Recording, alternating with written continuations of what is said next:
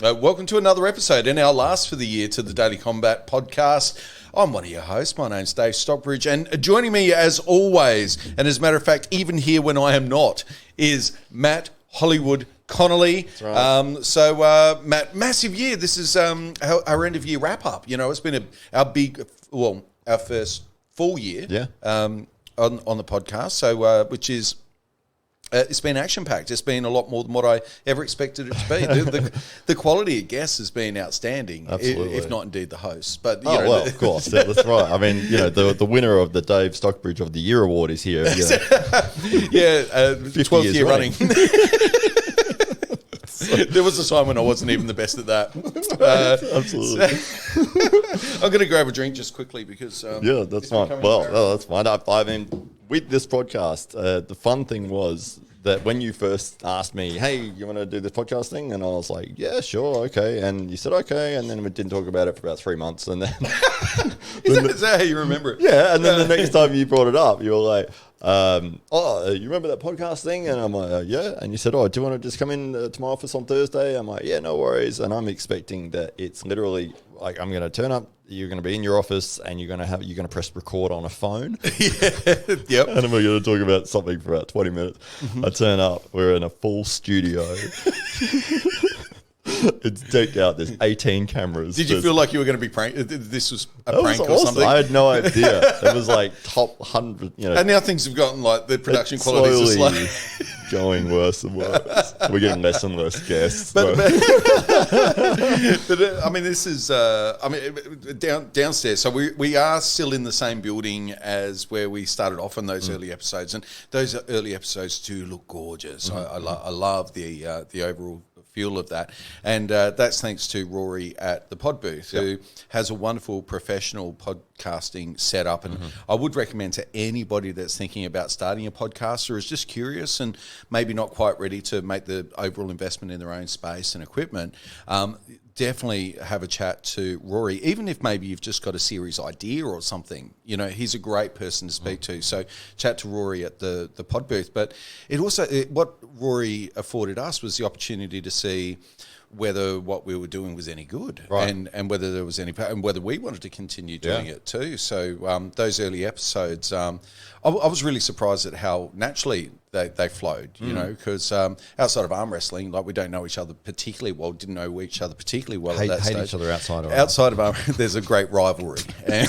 Mortal enemies. There's a reason why we're across from the table, and it's these red lines. Wasn't here. This is the demilitarized zone. You got Tito on your side. That's right.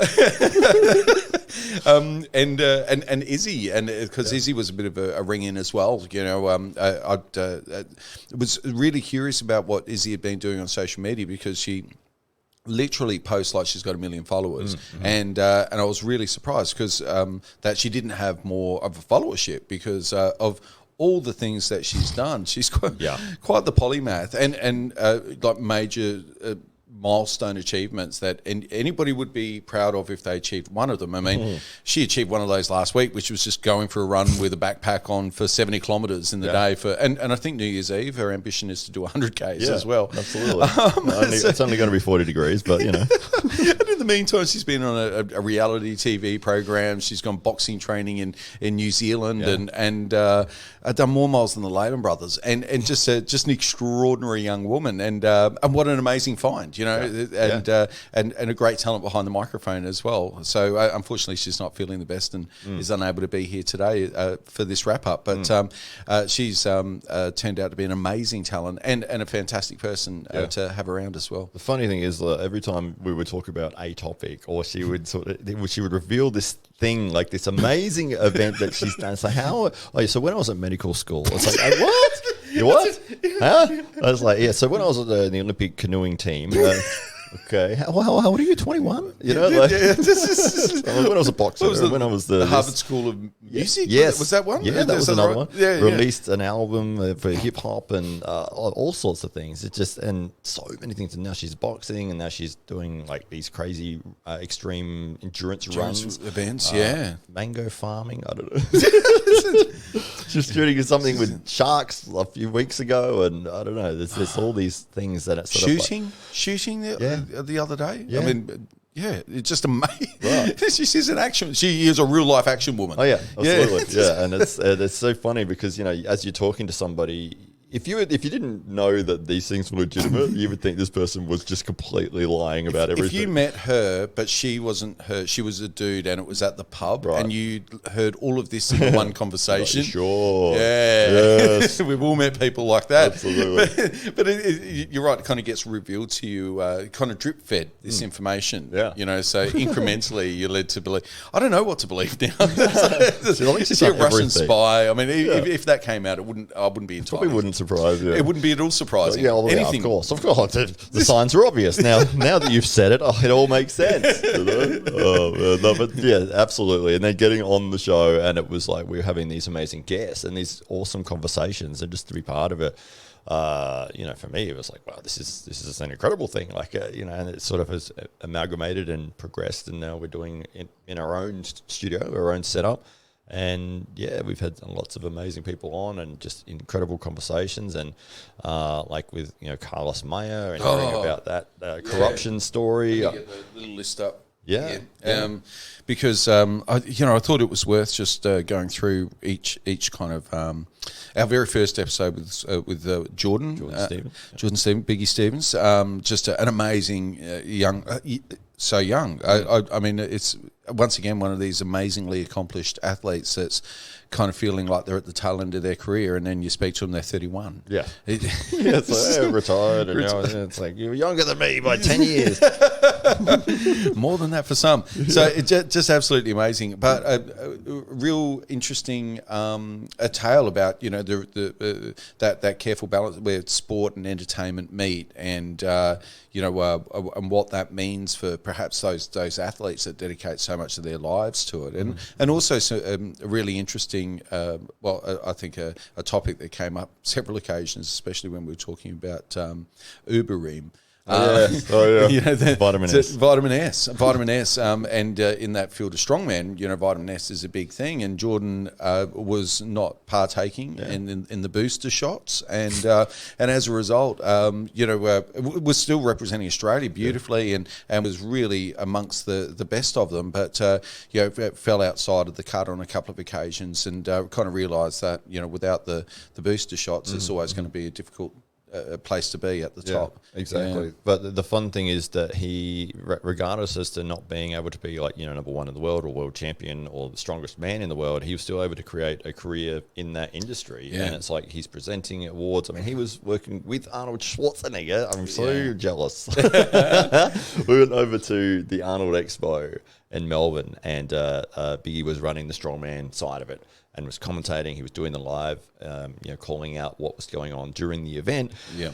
And, on stage with Arnold Schwarzenegger. And I'm like, oh my God, I wanted to do that. so that's why Jordan was here, so you could be close to him. So you're now only 1 degree of separation from Arnold Schwarzenegger. You're edging closer. I am getting there eventually. I've been in the same room as Arnold. And have you really? You breathe the same air. Yeah. You're a close contact. It's basically like we're best friends now. Yeah.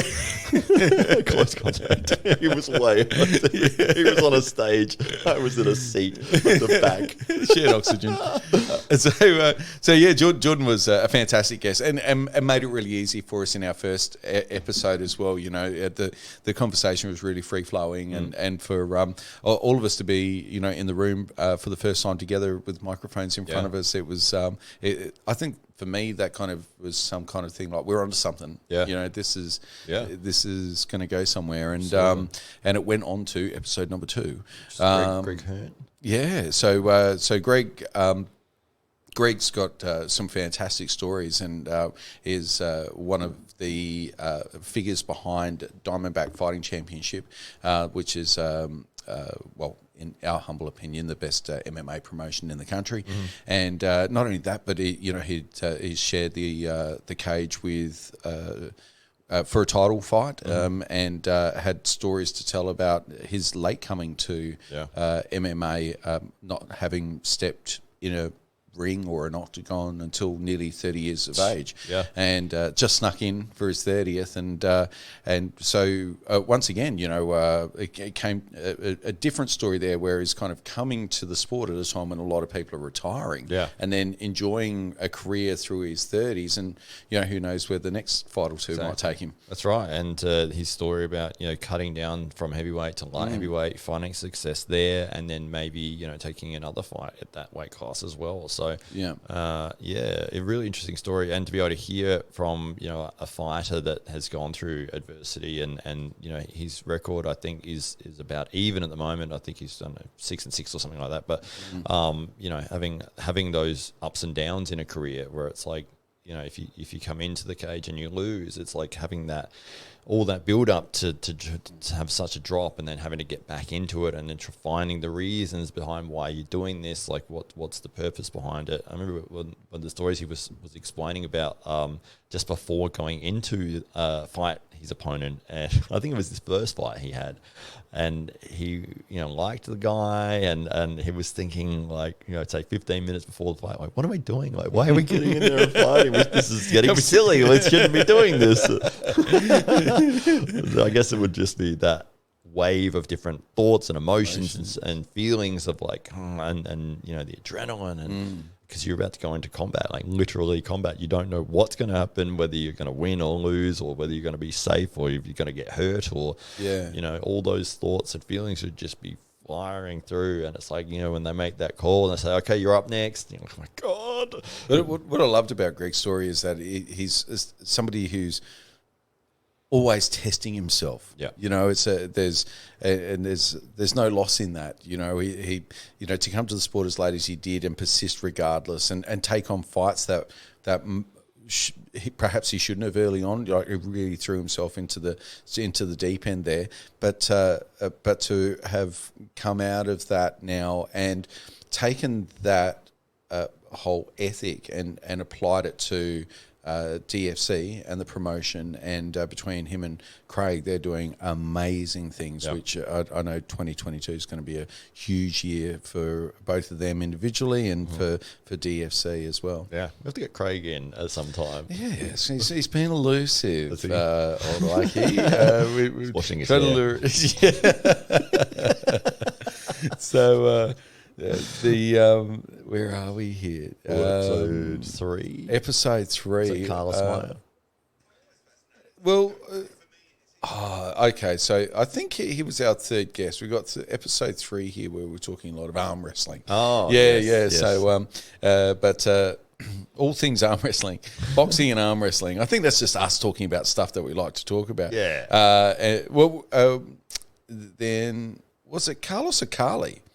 Oh, Carly, maybe Carly Ganjul. Yeah, I think it was Carly. Awesome. So Carly was such a great guest, and again, so accomplished, but across various disciplines. With her fighting, having been a world champion, with running the school and the gym and everything that they're doing there, as well as that community that they're cultivating just in and around that, which is just amazing. But then running these amazing events as well, which we were very fortunate to be a part of there with the Pride Fight Series. And, all from a young woman, 21, 22 years old, just absolutely amazing talent and a wonderful person to talk to as well. And so Carly had some wonderful insights around the difficulties, especially for young women, with the dieting and the weight cuts, more so than the dieting, but the weight cuts in preparation for fights, and how detrimental that can be, for anybody, but especially for young women who and she talked about what she went through and also the difficulties that she found with social media, being on the negative side of some pretty horrific social media harassment. Yeah. And for somebody who is such a nice person and is so driven by her sense of community and beloved by all those people around her, it was a real shock to hear that, and probably understandable that that's been something that was really difficult for her to overcome. Yeah, absolutely. Yeah, it's sort of, all the values of martial arts that you can see are instilled in what she does, and with the Pride Fight series, and they've got the very traditional style of the Muay Thai where they play the music and they do the ceremony before every event, and they bless the ring, and you can see that is very important to her to maintain that tradition, to maintain that respect and respect for your opponent, and she had carried that throughout her fighting career. Respect for the opponents. You could see that she always didn't want to injure them. She was seeing it as this is a competition, and then to have the opposite effect where somebody is or a group of people are not following that, and they're just purely hating on her through the means of sending horrible messages or just nasty comments, and in the most cowardice way possible, where it's just get a phone and write something horrible, and then and it's out there, as opposed to actually going to somebody and saying it to their face, which would actually require a bit of courage, and that these people are not doing that whatsoever. So and often you'll find that there's a big beef before a fight, but then after the fight, each side settles down and there's mutual respect there, and there's almost it's almost anticipated these days that even if there isn't something genuine there might be something fabricated, especially with a big fight. But this what seemed unusual about all of this is that it all kicked up post-fight, and I think that's perhaps what made it all the harder to deal with, because there was no big fight to get it all over and done with. Right. It was just like the fight kind of boiled over, and there was no appropriate way of remedying that and addressing any of that. It couldn't be handled in the ring, and now it's kind of out there not being handled at all. And that was quite troubling to hear those concerns, and perhaps brought a perspective from a young fighter in this day and age with social media, where a lot of the big fights are, had on social media. Yeah, so, that's right. And we're a lot of I guess the theme for this year, a lot of the, even those people that are in the ring are from social media these days. And I believe you're leading towards Jake Paul and Tyron Woodley there. That's one of the features of this year, isn't it? There is the rise of the social media prize fighter, and it's been thoroughly entertaining. I've enjoyed every second of it. I love watching fights. I don't care if it's two guys who've never fought before. If they have a story and both of them hate each other and they're going to fight each other, I'm going to watch it. Well, this is one of the things that you emphasise with what you've been doing with the Titans Arm Wrestling Club, where it's giving people a brand or a nickname or a character that makes those people easy to remember. Create some storylines in behind that, so people become vested in those characters, and then give those characters a stage for people to kind of to observe and to become enthralled with, and that's been a big part of what you've been doing in that little world over recent times. Exactly, that's right, and it just comes from the years of as an adolescent and watching wrestling or with the UFC when it started, and the fighters have a nickname and they've got these certain personalities, and they were able to sort of hype that up to create drama, and it's like that is what is very clever marketing strategies to build these characters and build a narrative and have a storyline going into an event. When you're an audience member that's watching, it's like, why would I want to watch this? And it's like, well, this guy here hates this dude because of that, and then he's got these skill sets and he's got these, and can he implement that game plan, and will he be able to stop him from doing that? And his special move is this, and he's going to do that. And it's like, oh, well, now I it's very simple, it's very easy to understand.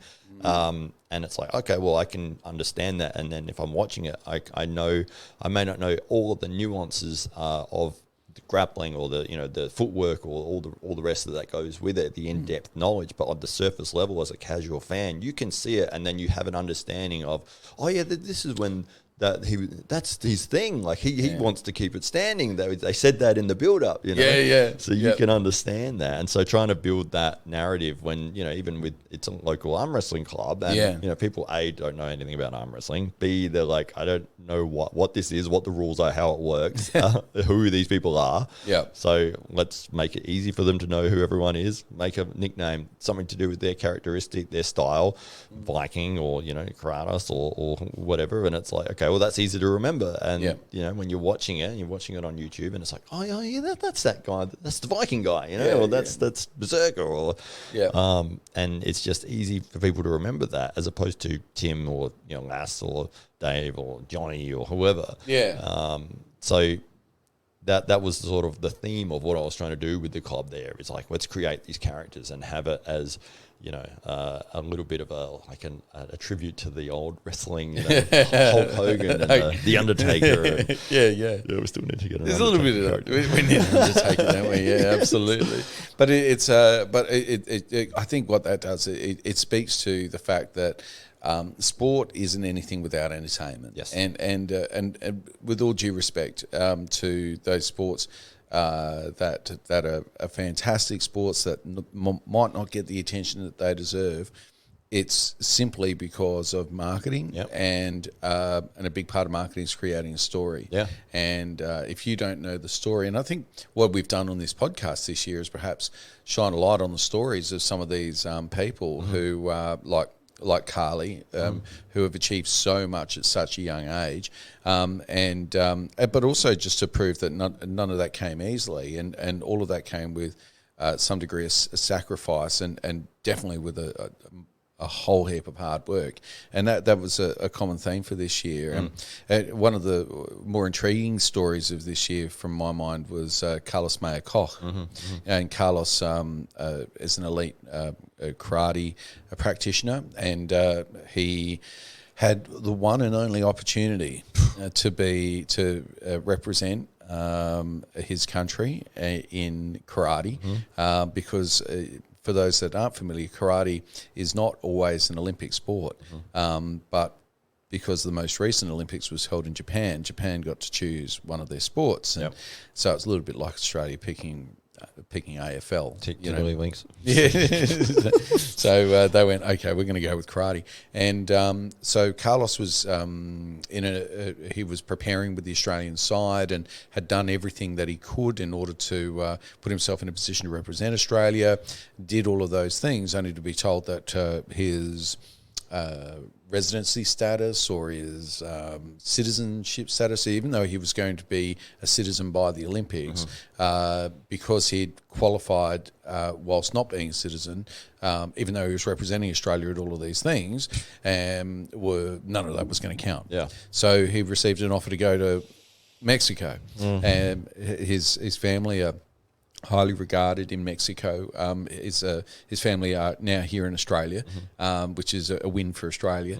But very highly regarded in Mexico. They're like let's call them the Gracies of Mexico. His sister's a champion. His mum's I think was the first international female referee in karate.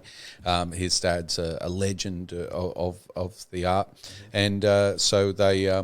So he had an opportunity to represent Mexico, went there, qualified, and then there was a coup within the Mexico Karate Organization. Not in Mexico. And so as a result of this coup that happened, this corrupt coup, he lost his spot. And so here's a man that's qualified twice for the Olympics for two countries, and is unable to represent either, and misses out on the one and only chance of ever being in the Olympics. And you another thing, you go a long way before you find a finer young man than Carlos. He is such a gentle spirit, such a nice young man. You know, it's he helps his parents run the schools, and he's such a modest, just amazing. You have no idea about him.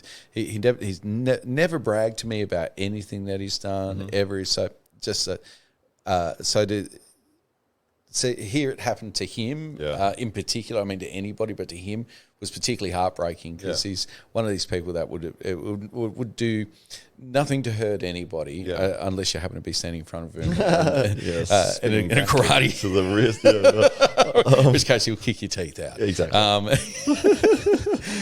But he'd be nice about it, Right. He's one of He'll those pick guys. you up afterwards. Yeah, that's right. Where are we there? We got Greg. Ryan Bowen. Ryan Bowen. Yes. Ryan Bowen. So Ryan's had a big year, hasn't he? He has. He's had a big year in a lot of different ways. So for those that are unfamiliar and didn't and missed the episode, I did notice a few of you may have missed it. Ryan Bowen is, I would say, Australia's most successful arm wrestling exponent. He's created a business and a brand. He'd be one of the few people that's got a full-time job in Australia out of arm wrestling. In the world, I would say. In the world? Yeah. I mean, he's right up there. For somebody who hasn't competed on an international stage since COVID, has obviously made that really difficult. From what I understand, he's making more money than ever. He's done all the right things in terms of how he has gone about being so disciplined around his content creation, but also, he's not afraid. He doesn't shirk any kind of controversy, and as a matter of fact, he will do almost anything he can to stoke that controversy. He loves playing the heel. And he's really etched out a significant niche in arm wrestling, in the arm wrestling world, and certainly in the combat sports world. And we were very fortunate to have Ryan over for the Apex Sport Fest early this year in February, and got to feel the man firsthand, and just amazing. Absolutely. You kind of think you're getting somewhere in the sport, and then then there's Ryan Bowen, right? And for all intents and purposes, he looks like he's human, but then you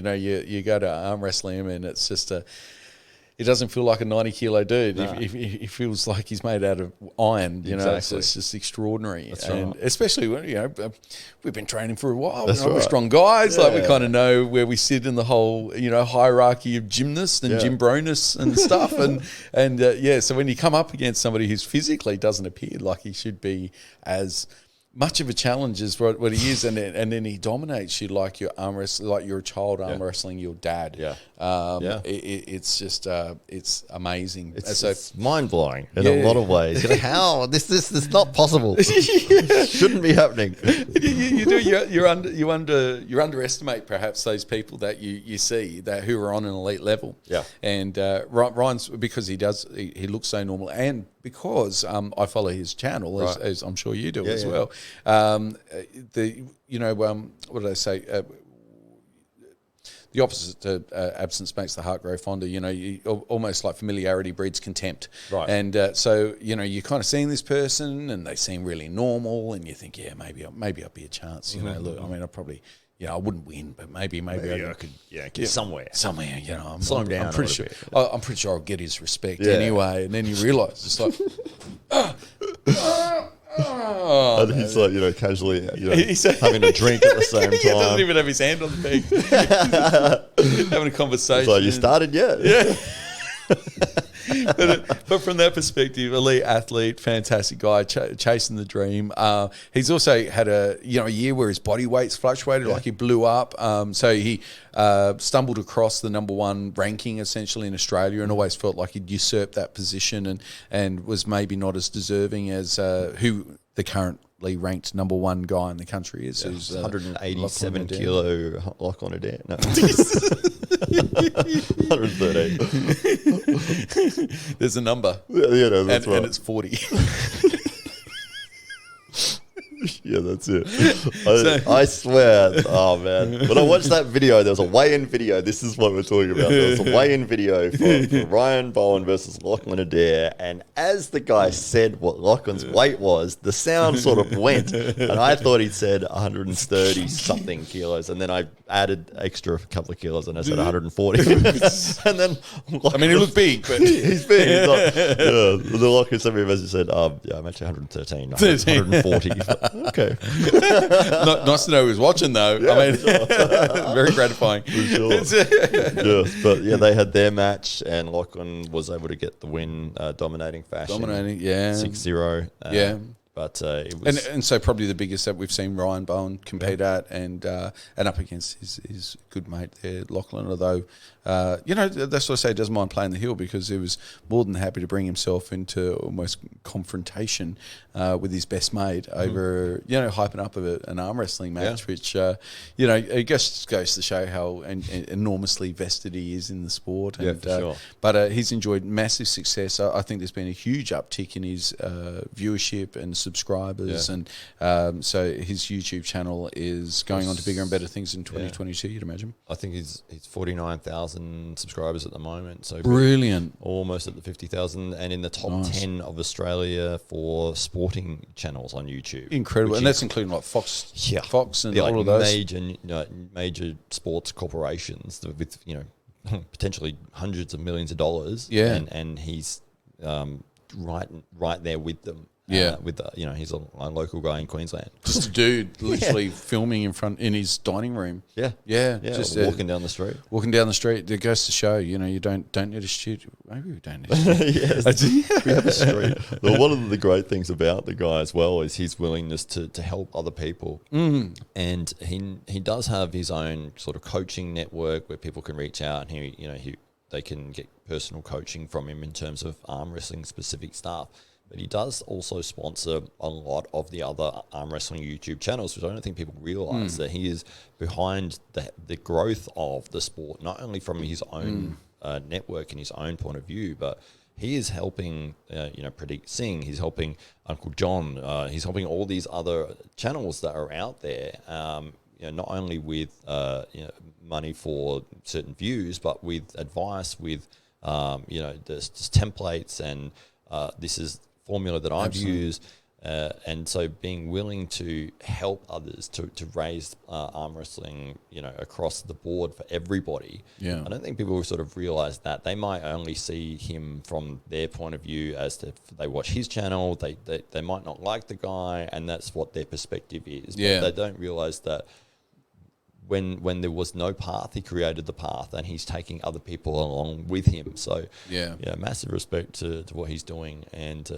he deservedly, I think he's probably the third biggest channel in the world in terms of arm wrestling. You've got the Arm Wrestling TV guys would be number one. Maybe Larry Wheels would be up there as well. He's probably the second. Devin Larratt, Michael Todd, and Ryan Bowen would definitely be up there. But massive following. How interesting is it that this year Larry Wheels' channel is now regarded as being an arm wrestling channel? It's amazing. You would never think, because I remember watching his stuff a few years back, and it was like, this guy's so strong. He's breaking world records in all sorts of areas of strength. He could do anything. And just massive, and seemed like a really personable guy. Making all these amazing video content. And again, like, that's what's so cool about this time of the world, is that somebody can get their phone pointed at themselves and they can make a living from it.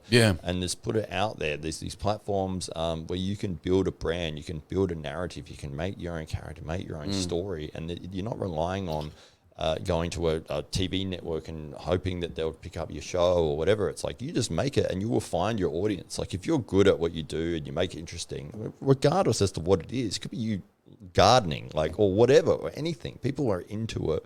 If you're into it and you're passionate about it and you're interesting, people will watch it. So Larry, obviously has that talent of being an incredibly strong guy, being a personable person, and putting it out there in these channels, and then people sort of jumping on board. He's probably got a bunch of sponsors, and now he's living in, I think he's in Abu Dhabi or Dubai. Was it the Oxygen Gym or something like that, where some of the strongest people in the world are going, and some of the top level bodybuilders are all training there as well. And then for him, Larry's got such broad crossover appeal across all of those strength disciplines, strongman, and essentially, as much as the arm wrestling club has been involving themselves with MMA and strongmen, and because there seems to be with arm wrestling, well, I think with all combat sports, if you're into one, there's every chance you're going to be into most. Right. It just seems to be the way of things, and so you got these guys that perhaps a lot of bodybuilders aren't the best kind of for combat sports, but with arm wrestling, it's really suitable for a lot of strength training athletes that are big guys. Really hard for them to go too many rounds in a boxing ring or spend too long on the mats. But get them on the tables, and it works really well for their biomechanical setup.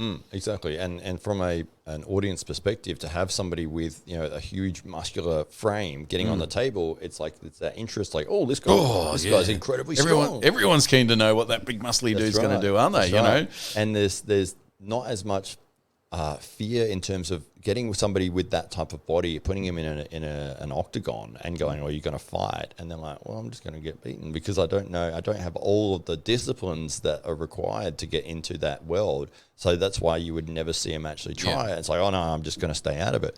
But with arm wrestling, it's like, well, everyone has the idea of what to do with arm wrestling. Yeah. And if you're strong enough, you'll beat people, who might have better technique just from your strength, but then it's like, you will run into somebody that knows how to beat you, and they might be half your body weight, and it's like, how is this? But, unfortunately, they're the people I first met. Exactly. It's quite humiliating. My ego's still recovering. What I did love about Ryan this year is that he did start a new channel where basically I think his first video on there was, okay, I played this heel character. That's the character. That's it is the character. It's not the me, and the me is me giving back and helping out, and I think for him to so readily share the alchemy of social media speaks a lot, because that IP in itself is so hugely valuable, that for him to not only help those peers around him and those personalities and even some of the legends of the sport to advise and assist them in building up their social media, knowing that it's great for the sport, to offer that to anybody and to say, hey, if you want to do what I'm doing, well, I'll just show you how. Yeah. It speaks volumes of the man, and people should perhaps look more to that channel if they want to know the real Ryan Bowen, rather than looking at the latest RVJ video, maybe. So big year for Ryan Bowen. Continues on. I think his star just continues to rise in 2022, and I think here's my big bold prediction for Ryan Bowen. So there's your thumbnail, all right? Big. It's right here, but there too. Is that come? I reckon within the next 3 to 5 years, Ryan Bowen becomes a mainstream Australian sporting personality. Wow. And here's the other thing. Unlike almost all these other athletes who have peaked and come and gone by the time they're his age, I think you'll see that he'll be a mainstay for years and years to come. Yeah. Yeah, so that's my bold prediction. Yeah. I think Ryan Bowen in Australia will bring arm wrestling to mainstream consciousness. And it's going to be so amazing. Yeah, it's so cool to see it. And it's like, I feel like I got into the sport just at the right time, when it just was getting people starting to pick up on it. And it's like, this is great. I love this thing. It's a little bit like Silicon Valley 20 years ago. Yeah. It's that kind of, it's the Wild West. It's all of the opportunity. There's the arm wrestling's one of the few sports that has a history that hasn't hit the big time yet. That's right. And but you can feel it edging towards that. I think it's such broad appeal to arm wrestling on so many different levels, because anybody can get involved if they're 6 years old or 60 years old. Yeah. If they're in safe hands on the table, people can safely experiment and get good, and a great sport for people that are also disabled or find it hard to get around, that mightn't be able to play arm sport but still want to get active. And not only that, I also would say from the top down and from the bottom up, arm wrestling community is one of the most familial that I've ever come across in any sporting. Now, I know a lot of our audience are involved in various combat sports, and I think this is one of the traits of combat sports, is that there's the community is more like family, and with arm wrestling, it seems it's still a sport where everybody does know, everybody's 1 degree of separation from somebody else, and it's a very close-knit community, and overarchingly with the sports interests at heart. Which is seldom found. Like, you normally got people that are kind of fighting, staking their claims and that type of thing. But it seems that everybody's just put the sport in front and wants to see it grow, because I think ultimately everybody understands that when everybody does that, everybody will win. Yeah. So that's right. And the best thing about it is being able to sort of just get on and have fun regardless of your skill level. You don't have to be a world champion to have fun in the sport. And it's like, you can literally get on for the very first time, have no idea what you're doing, and have an absolute blast. Not be embarrassed and not be, and not walk away too sore. If you're sore in arm wrestling, it's your own fault. You were trying harder than you should have. Yeah, that's it. You will get lost. It's all right now. Yeah, that's right. So we had Steve Maxwell on the podcast on episode 9, and for those that don't know, Steve's was voted one of the top 100 strength and conditioning coaches of all time. Mm-hmm. He was the first Brazilian Jiu-Jitsu or Gracie Jiu-Jitsu black belts in North America. Yep. He helped introduce kettlebell training to North America, although no longer an exponent. And in this particular episode, he went into why that was the case as well. And are you reading my notes there? Really? Was that my description? Was it? No, I wasn't. But is that what you wrote? That's exactly what I've written on. Did you really? Yeah. Let's have a look. Maybe that's what I should just be reading. So what you wrote was Steve Maxwell has been a strength and conditioning coach since the 1960s and has seen all trends come and go.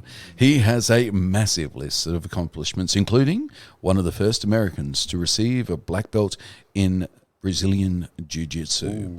First exponents of kettlebell training and training military and police forces in hand-to-hand combat. Well, so that was your intro. Well, I mean, so I was pretty close. Exactly. I can remember what happened in that podcast. Yeah, well, that's not. Yeah, I mean, that is who he is. He's the strength and conditioning coach for 60 years or something. 60 years. Yeah. Well, I mean, I think he's 63, 64 now. Okay. So forever. So, for at least that long. Yeah. But somebody who his life is steeped in ritual. Mm-hmm. So there was a lot to learn about living well in this podcast as well. I mean, Steve's became famous because of his appearances on Joe Rogan's podcast. Mm-hmm. So I think he was on there 3 or 4 times, and on those podcasts he spoke of his lifestyle, which seemed to be the thing that drew a great audience to Steve, was the fact that he was every possession in his life was in a 30-litre backpack that he travelled around with, and that he didn't have a fixed abode, and that he was travelling the world, going from place to place, seminar to seminar. He'd roughly etch out a schedule at the start of the year, and it was a global citizen. When in those pre-pandemic times when one could live like that. And interestingly, his astrology kind of suggested that there might be some thunderstorms on the horizon before COVID became a thing, and suggested that he needed to get back into US territory and settle down. And he thought about Hawaii, but his astrologer strongly suggested that he needed to be on the mainland. And so he's been living in a tiny home on some rural acreage out in the middle of Portland, I believe, since. And so he's still living that really minimalistic lifestyle, or as minimalistically as you perhaps can, while still living in an established abode. So many interesting facets to Steve Maxwell's story, and so many firsts, and once again, just a hugely accomplished individual across many, many disciplines, having successfully run a gym, which has been a theme for this year. Many of our guests have, of course, owned their own gyms and manage their own gyms and work within gyms. It seems to be par for the course for many, of course, in the industry, that they love their sport, and a way of making money from their sport is, of course, teaching that sport, and so that it goes.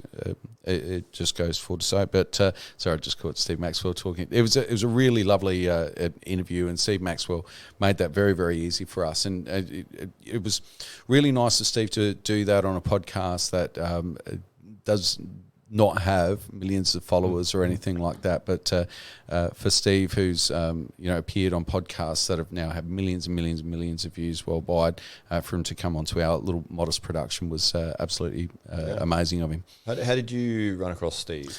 So I first came across Steve on Joe Rogan's podcast, and started following his. I guess I got onto his mailing list, and then an opportunity come up to be mentored by him, and there was a wait list, as you could probably imagine, and but there came the time when Steve reached out and said, "You're next," and so during that period of time, Steve teaches some really strong fundamentals around diet, where he's a anti-mixer, so not to have starch and proteins together. So if you're going to have starch, i.e. potatoes, well, you have your potatoes with your vegetables or salad, but you're not to have it with the protein. Okay. Or if you have your protein, so you have your steak, well, you'd have that with the vegetables or the salad, but you won't have it with the starch. So it's essentially increasing digestive efficiency. And he's also got a series of protocols from getting up to having your first workout of the day that involves breathing protocols, even washing protocols, testicular massage protocols. So it goes deep. Dude, it goes deep. You set me up for that one. I couldn't give a straight face there.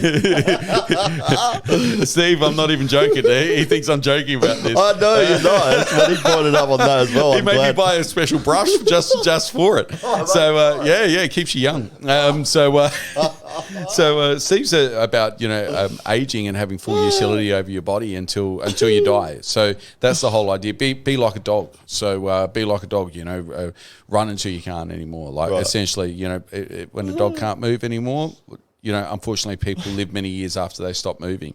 That's right. Yeah, man. I remember now because on that episode, I'm just glad that Rory didn't get a close up of my face when he was talking about that, because I was doing exactly what I just did then.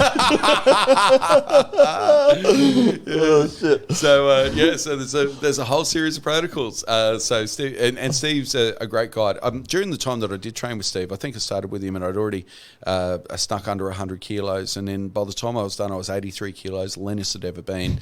I had the most utility of my body. I could do Spider-Man crawls for 20 minutes in the morning. Wow. I could do 20 pull-ups easily, comfortably. 20. Wow, that's pretty good. Yeah. I mean, keeping in mind at the time I was 40 years old as well. So so a lot of those things now. Obviously, I've slipped into the world of arm wrestling, and none of those things matter anymore. And I may have put on a little bit of weight. But I know Steve's protocols there are all corrective, and by doing more of what Steve says, by doing more of what Steve says and less of what I would like to do, you become a better human being. Yeah. So you certainly become a fitter one. So it was very gracious of Steve to appear on our podcast, and it was awesome. There's a whole little. There were so many videos. So many video releases. Episode 26. Sorry, yeah. There's a lot of episodes where it was it was just maybe us talking about something, or so Roman would have been on there as Roman was on there having a bit of a chin wag. So Roman's one of our guys who's usually behind the desk here, and he's one of our friends from arm wrestling, and has proven quite formidable in his first year of competition this year as well. Yeah, I think it was next after. So we've gone Steve, and then it was.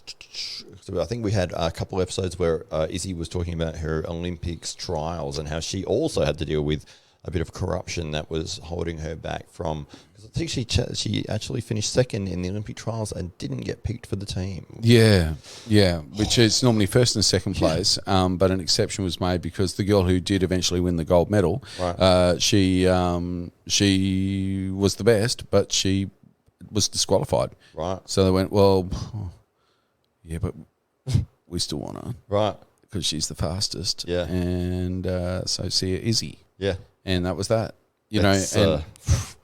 And Izzy always felt like she was a bit of an outsider in that world, and I think that's also part of it, where, she kind of felt like she came to the sport later than most of her peers in that at that elite level, and always felt that she was a little bit on the peripheral, and then the troubles that she experienced through some of the other problems within the culture of the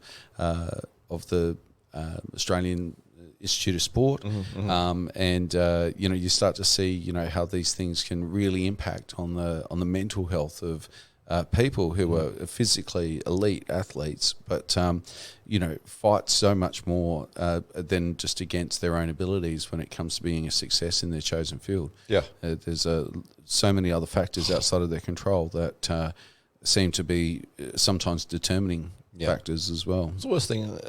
It's really hard to hear it, because you think somebody's done everything right. They've given absolutely their best efforts. They've actually achieved the result that they needed to achieve, and they still didn't get peaked, or they got, corruption or something has prevented them from getting the result that they deserve to get. So it's very painful to hear it. I know we did. So we did a couple of episodes with Izzy, and then you and I did a recap for episode 12. Then we set up our own studio. So that was like our best of the first 12 episodes. A bit like this one is. That's like recapping the recap. Recapping the recap. That's okay, because we've got 25 episodes. So after episode 12, we set up the own studio, and we had an episode. It was just you and me. And and we covered off on Uberim's transformation. And my fly that was caught in my boot when it was 40 degrees. Yes. Then the next episode would have been Carly Angel and Penny. Oh, yes, Penny Godfrey. Yes. Yeah. So, Penny was just a delight, but ultimately a surprise package. You should never judge a book by its cover, So she presents as this nice, meek young lady, very professional, very, very polite, but she's a beast. Yeah. She is a beast. Yeah. And then we see her like a week later there at Pride Fight Series, and my God, what a tough young lady. Absolutely. Fight of the night as far as I was concerned. But so Penny, an amazing young talent, and wonderful for Carly to bring Penny along with her, and one of the wonderful things about this has also been that we've been able to provide some kind of opportunity for young athletes to come on and to practice a little bit of media skills. We really encourage anybody that's out there in the combat sports world that wants to drop by our studio and have a chat, just reach out to us on the socials, and we'll happily have you in. We're super curious about what it takes to do what you're doing at the moment, and we know that everybody's got a story that the world wants to hear, and our great joy is being able to find out what that story is and share it with the world. Absolutely, it's an interesting thing, a concept because I talk about this with people. I work at the gym full time. The people that come through each day, a few of the people are fans of the show, and they'll sort of discuss, the latest episode or whatever. But they're always like, we've got somebody that might be interested, or we've shown it to somebody else that would be a good guest, and it's sort of, you got that network that starts building because they see what we're doing and they think it's at a level that, I guess, professional enough. Amazingly professional. We've got T-shirts. That's right. Yeah. There's a microphone. I don't know. We've got that covered. So for them to be able to... We don't have batteries for our remote, so we can't get off the screensaver. So I didn't know that. It's the magic of cinema.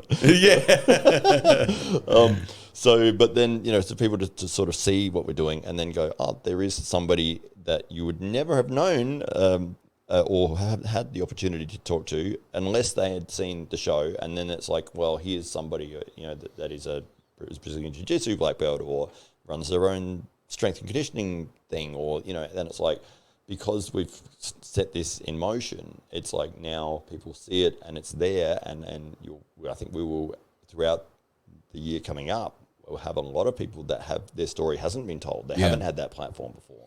I would. So, this is a shout out to anybody who does have that story to share. And by the way, the best stories come from those people that think they don't have a story to share too. When we've approached some guests and they've kind of said, well, what would I talk about? It's like, we'll work that out. Yeah. We're going to talk about you. Yeah.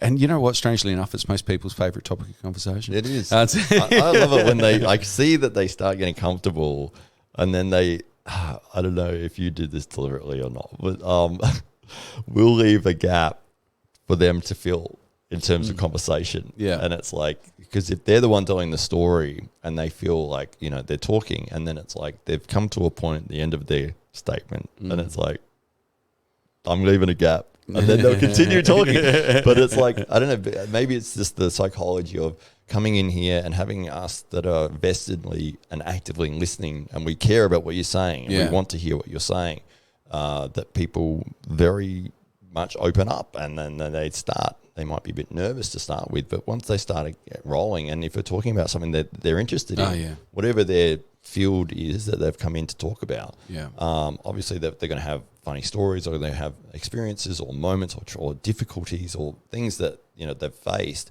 and it's like I can see this like reveal of here is I'm gonna tell, and I've never told anybody this before. It's a weird sort of psychology that comes with this sort of platform, which is awesome. It's like I didn't predict that would be a part of it. It's maybe you put the headphones on, you hear people listening to you, and then it's like away you go.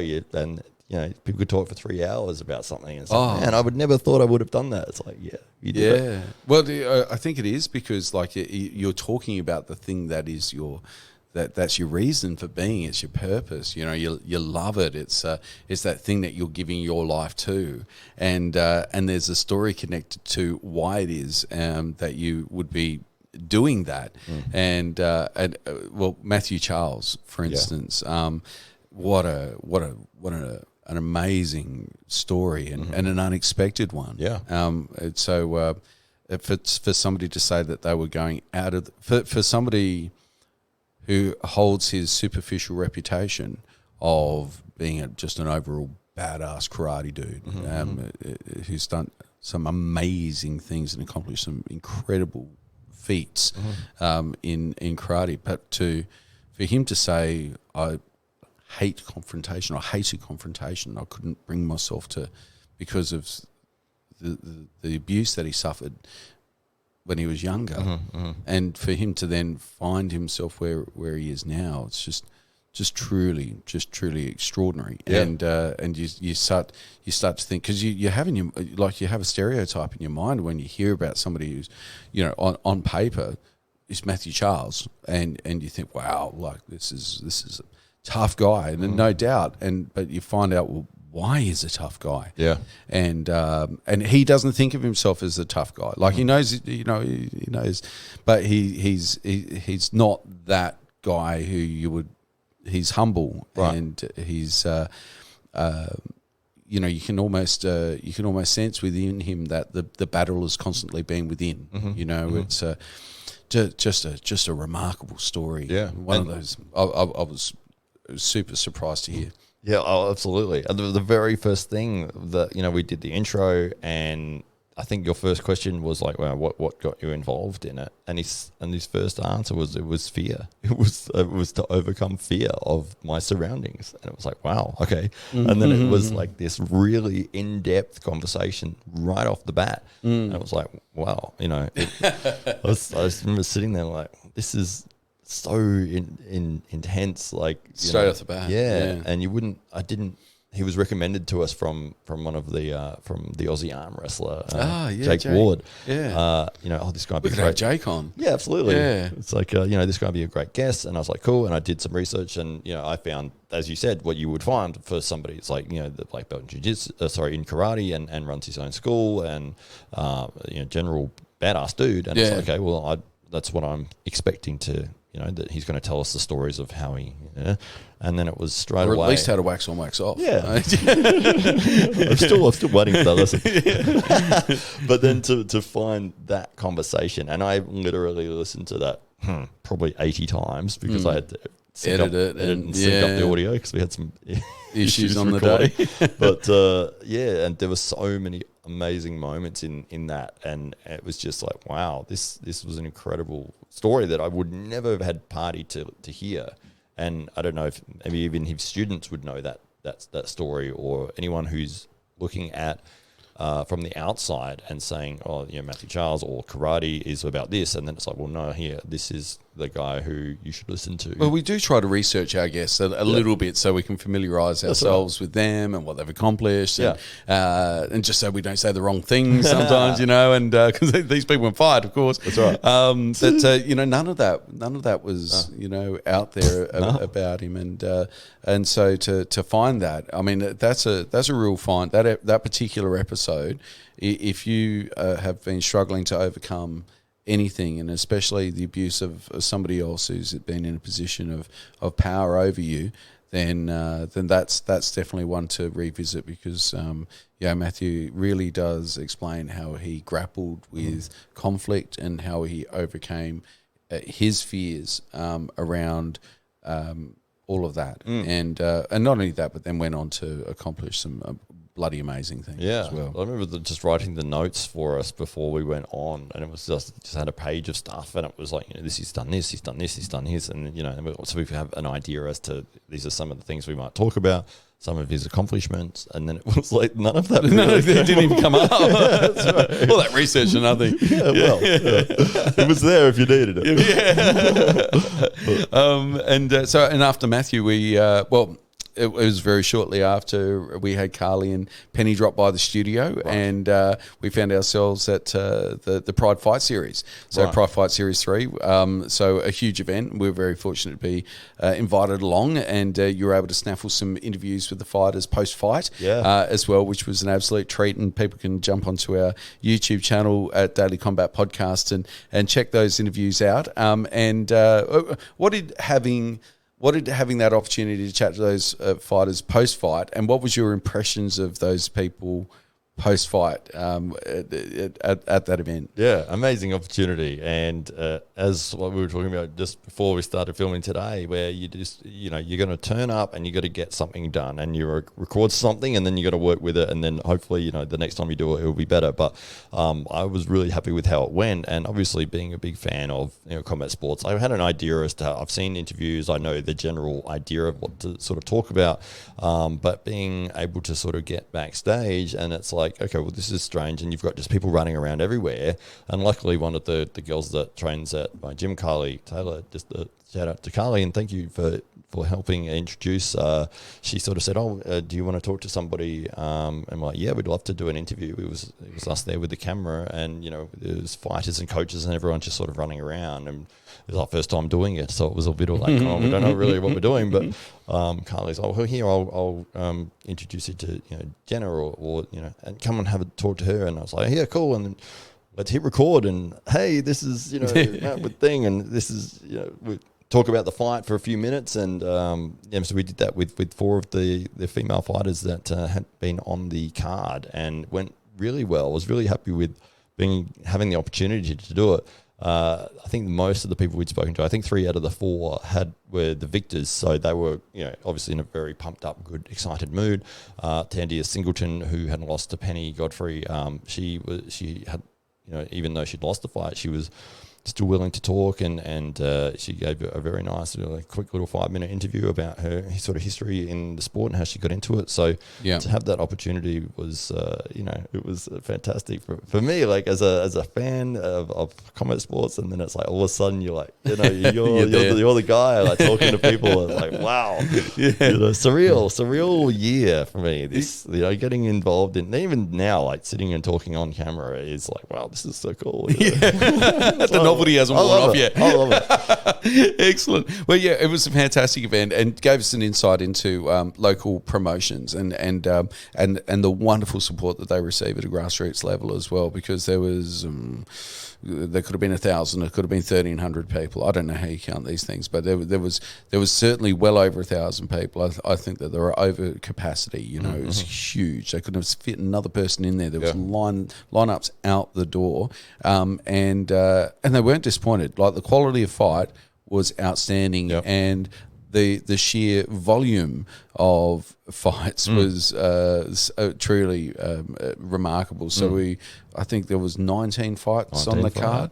6-day event. No. That's right. It was more of a festival. But it ran to schedule. That's what I can't believe. And started late. Every fight went decision. It was So it did very, very well, and a wonderful event, and once again a great family event, and for Carly and her team to put together such a professional event in the way that they did on the budget that they have was just something they should be extremely proud of, and we were certainly very proud to be part of that event, and in our small ways as well. Yeah. So you were ring announcing for that event, which was, you did a fantastic job, and you always do.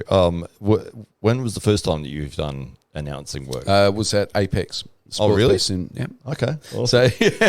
So, right. So previous to that, I'd emceed many major events, but to actually ring announce a fight event, that was Apex, and it's always something I'd always coveted that position. It had always been in the back of my mind, and they're the types of opportunities you can't do too much to create. I'll be honest with you, and there was.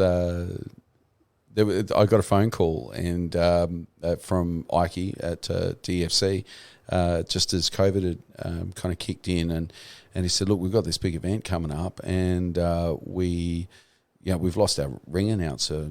He's going into early retirement because of COVID, and he can't travel, and he's kind of lost the will to continue for now, and so." You're the only person I know who's spoken in front of thousands of people. So how about you give it a go? And I thought, yes, this is amazing. My lucky day has come. Yeah. So we had Apex there at the Nord Oval, and thousands of people in attendance there, which was a huge event, and I think showcased the potential of that format of event as well. But a tremendous event to play some small part of, and then Carly's show. Which was really cool and very, very enjoyable, and a great team of people. The tech guys do a great job, and of course the team that organised it. Carly's team were very, very professional. They're very professional in what they were doing, and they should be very proud of themselves, and hopefully they invite us along again. We nervous like the first time you got up to do it. Was there any I'm not sure if this is going to work, or were you like, no, I know what I'm doing, I'm fine? There's my major concerns are always pronouncing fighters' names correctly, because it's their moment. Danielson. Danielson. No, I'm still not sure. I hope he doesn't see me in the street. Hoping who doesn't see him? I don't want to say his name wrong. Coelho. Young Coelho. Right.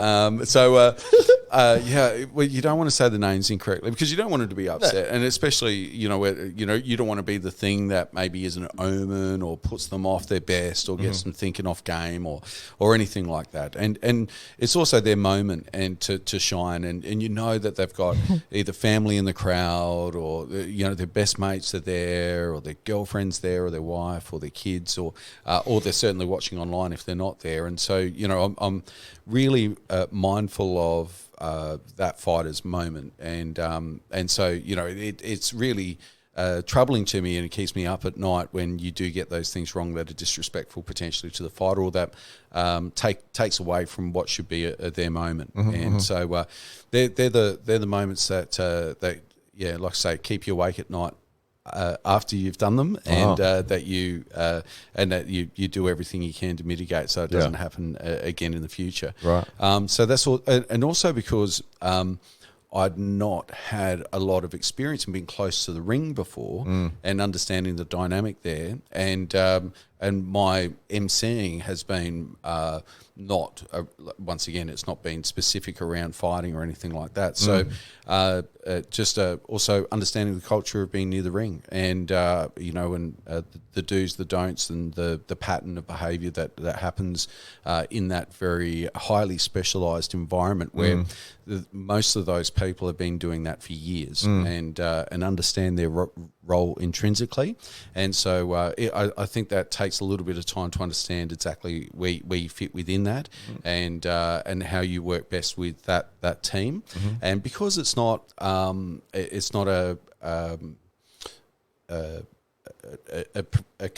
it's a promotion, but it's not a company where you'll sit with these people and you'll plan that out. Right.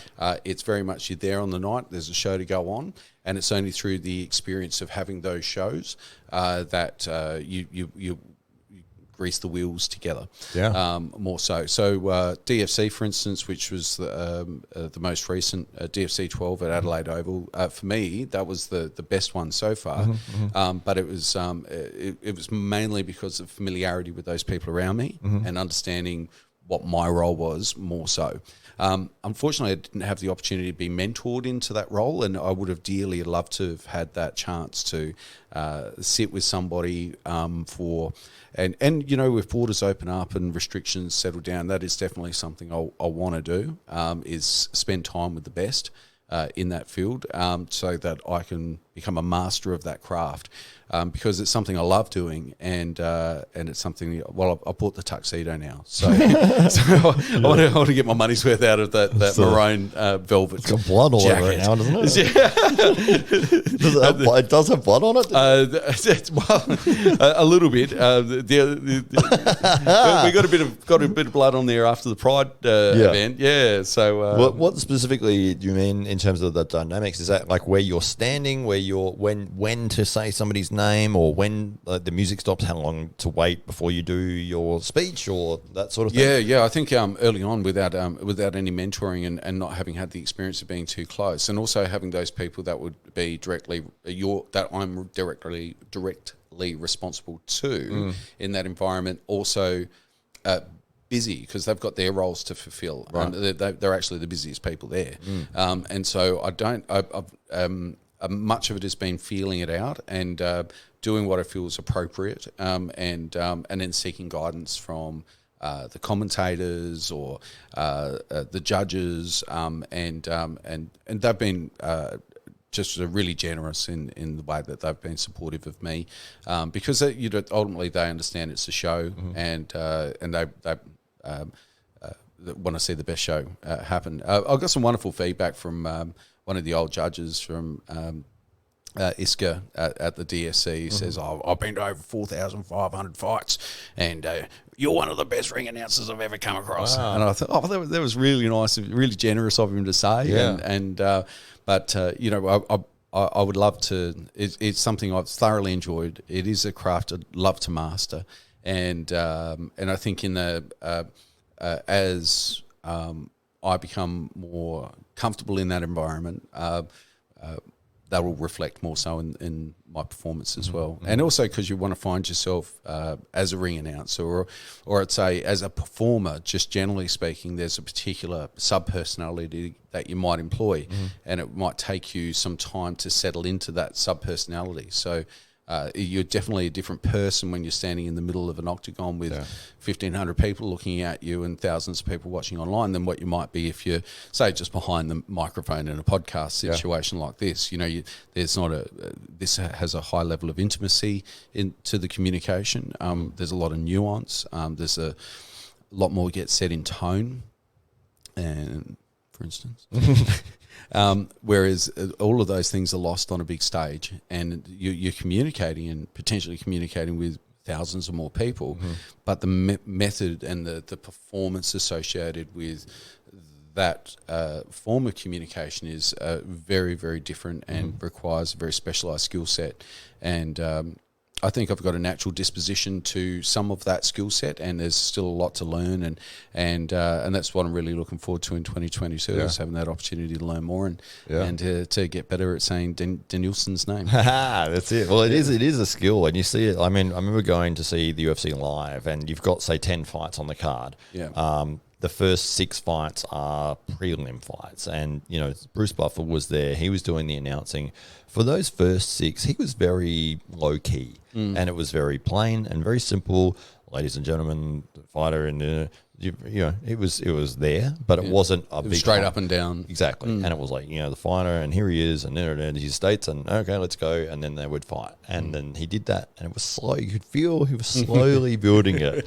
And by the time they got to after the 6 fights, they started the pay-per-view. So the pay-per-view was the last 4 fights. Yeah. And he steps into the middle, and it was a different man. He was like, ladies and gentlemen, it's time. 5 rounds, and and then it was like, you feel the audience like, oh, and it can make such an impact on the experience that people have when they go along to those events. And if you are a prelim fighter and you do well, it's like you are aiming for those main card spots.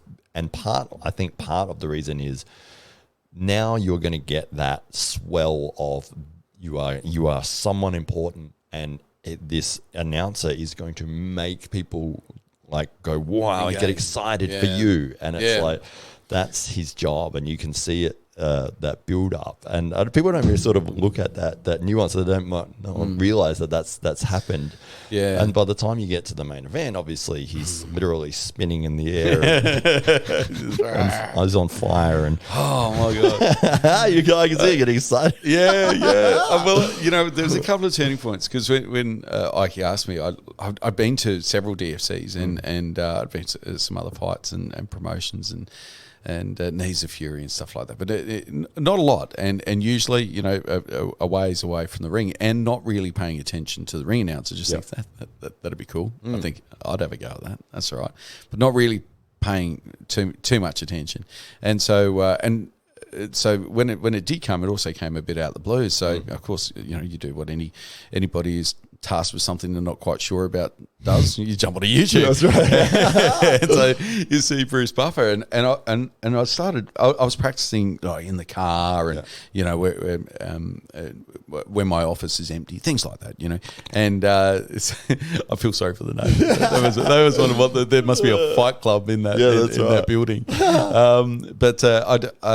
So I was practicing, and then I was watching one particular video, and I can't recall the exact fight, but Bruce Buffer was he was announcing the fight, and the fighter was right there in front of him. And as he's announcing, he's got his card, you know, the card, and he's like he's announcing he's announcing to the fighter like he's the only person in the room, but he needs everybody in the room to hear it. And the fighter, you could see, was just it was all like the energy. Bruce Buffer's energy was going into, and you could see like he grew 2 inches, and the chest came out, and you could just see after that. But not only was the fighter like that, but everybody in that stadium was like that. And it's like, my God, he's tapped into something, you know. But what made it really obvious was like, when you throw your energy into the fighter, you know, that's when the whole room responds. And whereas, you know, I think you think simplicity around like simply around, okay, I've got to do I've got to say the right things, and I've got to do, you know, but when you kind of invert that, it's so I look good, so I don't look like an idiot, essentially. You know, I don't want to look like an idiot, and that's kind of like the first thing you think. I want to do a good job, but I don't want to look like an idiot. You know, I want to say the wrong thing, or say the wrong thing at the wrong time, or say the wrong thing, which I've done. You know, you're going to make mistakes, and only silly if you don't learn from them. And but when you kind of invert it to, okay, it's not about you, whether or not you look silly, it's about how the athlete feels about it, and that's your real responsibility, is to their moment. And the more you can kind of pour into that. And I had that, just a small taste of that at DFC 12, just a small taste of that. So Talia, the Great White Greats, at the weigh-in said, look, I'm the Great White. Great White Greats. Can you announce Great White Greats? That's cool. That's cool. That's so cool.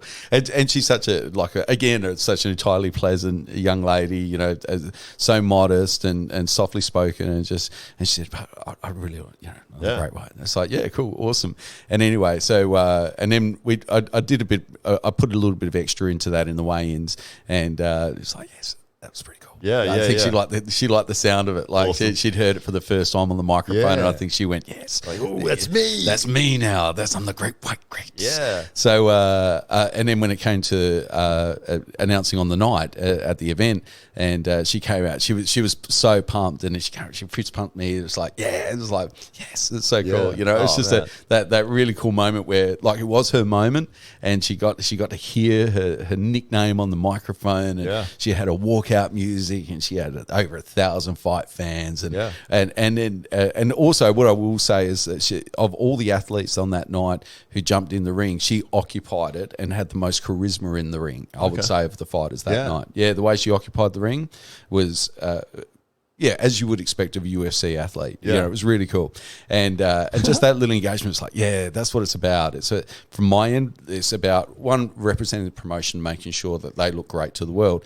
But to do that, and the key is making the athletes, putting the energy into the athletes. And so that's a few of my observations from the first three events I've ring announced at. Yeah, I just love it, man. I know that it's like that is the show that that's what you're paying to see. And people won't realize that it's like, yes, you've got a fight, and that fight is real, and that's, you know, what you're there to specifically see. But all of the stuff that's built around it is what gets you into it, gets that moment happening, makes your event, like makes it worth. So if you're going to a live event and it's like that music hits that speakers, they turn all the lights out, then it's like their image appears and their music goes, and it's like, oh, you know, and then it's like, oh, and if that fighter is charismatic and they've got something about them and they're coming into the ring, and it's like, you know, and then the announcer's doing their thing, and it's like they're introducing it, and it's, this is the day, and it's like, the crowd just feels it, and it's like that energy is where you're getting your value for money, you know, regardless as to what happens in the fight. Like that moment was worth the actual price of admission. Yeah. Well, and I think that's something that DFC do really well. There was a time when those fights were held in a much larger arena, and it didn't have that atmosphere. And when Greg and Ike took that promotion over and rebranded, and Greg had that great story about how they came up with the name and the rebrand and all of that type of thing, driving around Melbourne. And but when they did that, they said, well, if we want this to be regarded as an elite sport, we need an elite venue. Yeah. And the iconic Adelaide Oval is as elite as it gets in South Australia. And so they sought out the Adelaide Oval and were able to secure the McGarry Room. And there was some trepidations from Adelaide Oval management about having 1,000 MMA fans and in their venue, or 1,500, but not a single fight, no security concerns, no issues whatsoever at the first event. Just all of their hesitations, trepidations subsided, and they became enormous supporters of what it is that DFC are trying to do. And I think one of the great benefits of that is an iconic venue that's instantly recognisable, that gives the fighters something to say that, they didn't come to Adelaide fight, they fought at the Adelaide Oval. Yeah. They fought where the greatest of Australian rules footballers have played, where the greatest cricketers have ever played, that have ever lived, have played. They're going to that holy place of one of the holiest places of Australian sport to test themselves against the best, or those people that stopping them from being maybe the best. And just a master stroke of marketing from Ike and Greg, and they've done a terrific job, and creating that atmosphere in that room is just something makes for a very special environment for the athletes, and makes for a fantastic spectacle for the audience on the pay-per-view, but just a tremendous energy in the room. I think from my perspective, in ring announcing moving forward, one of my great emphasis are going to be in spending more and more time on the fighters. One of our other episodes here was with fellow DFC presenter, Rich Warner. And Rich spends a lot of time with the fighters before before the fight. So he'll interview them. He's often heavily researched them. Quite often he'll know them personally as well, which helps him on the night. And so that's I'll be spending a little bit more time, I think, with Rich, because I think the more I know about what perhaps is their story, the better I'm going to be able to feed into that on the night and give the energy that these fighters need to bring out their best. Yeah, well, that's right. I mean, those avenues that you've found, it's like, okay, you're doing the announcing, and if you're doing a top level job of that, but then you also know the fighters and you know their stories, and that doesn't necessarily mean that the only opportunity of what you do is the announcing side of it. It's like, Dave, can you interview this fighter over here just for a minute? Like we just need someone to do it. And then it's like, well, I know him, I know what his story is, and you go over and you can do an awesome interview, and it's relevant to his story, and you can bring out the reasons he's fighting and all the rest of it because you know that history. So it's such a valuable thing and a lot of people will miss those opportunities because they go, oh, my job is just this and that's all I do. And it's like, well, no, you can actually expand your abilities because say that thing ends, whatever your specific one task is, whatever reason, like, maybe you couldn't do it, or maybe that there was something that happens and your role ended. But if you had created 10 other things you were doing, it's like, well, actually that thing's there, but we really like you doing this, and maybe we'll get you on the commentary, or maybe we'll get you doing this, or maybe can you interview this, or, can you run the whole thing, or whatever, it's like those opportunities don't exist if it's not like, oh, everyone knows Dave knows everything about the whole thing. It's people do miss those opportunities that if you are in an industry, and it doesn't have to be combat sports, it could be anything with a job, and it's like, if you are just sticking to your one little area and that's all you focus on, you just do that thing, okay, well, yeah, you're going to get good at that one thing, but you have the opportunity to look at the whole area and then, expand your knowledge, expand your skills, so that then they go, well, actually, he knows how to do all that stuff. Oh, really? Yeah. Oh, can you see if he'll do it? And it's like, and then all of a sudden you are now able to do these things. But how did you end up here? It's like, well, I figured out how to do it, and I started doing it for free or on my own time or out of my own interest, and then it became an opportunity. And it's like I was the natural choice because I was already doing it. Yeah, it really is. So people do.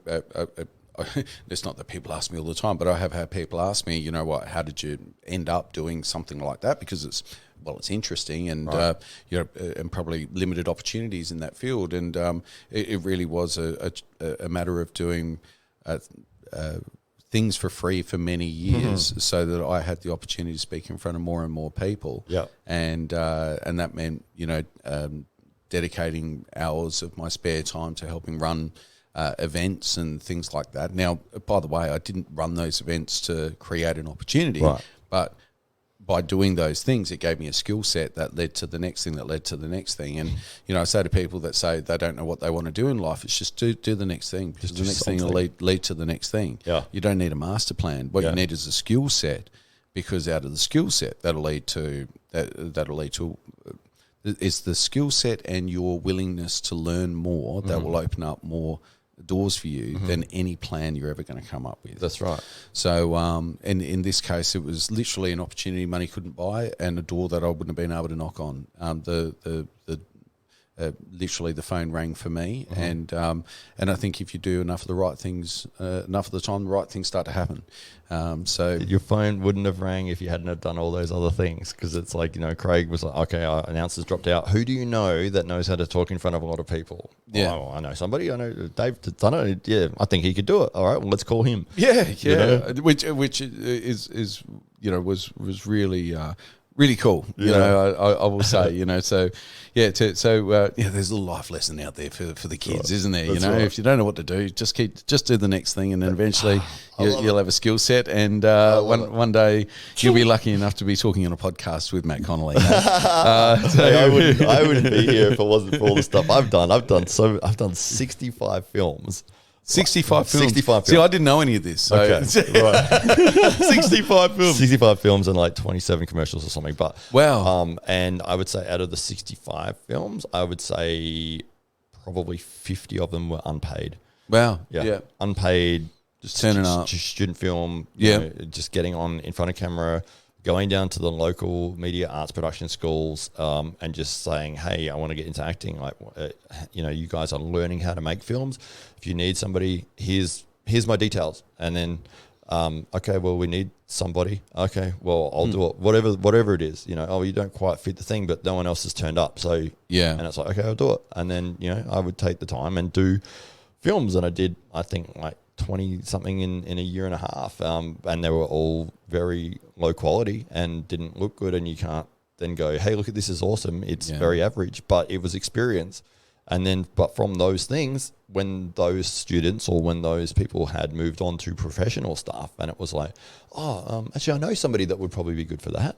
And then you start getting the paid work. And I wouldn't have had those opportunities if I hadn't have done all those volunteer free stuff that looked terrible and didn't come back very well. And, you could see half your face and the words didn't match up, and, the lighting was bad and all the rest of it. But it was like, those things led to other things. And it's like, for now to be able to sit and talk confidently or feel confident to get on in front of camera, it's like, because I've done it for hours and hours and hours, and it wouldn't have had the opportunity or been able to feel comfortable to do it without having done those things beforehand. Yeah, it's also being prepared to put yourself in a space of discomfort regularly enough, so that because the growth lives on the other side of the discomfort. You've just got to where my little journey began initially was, like all people, you kind of have a feeling you might be okay at something, and so you have a go at it, and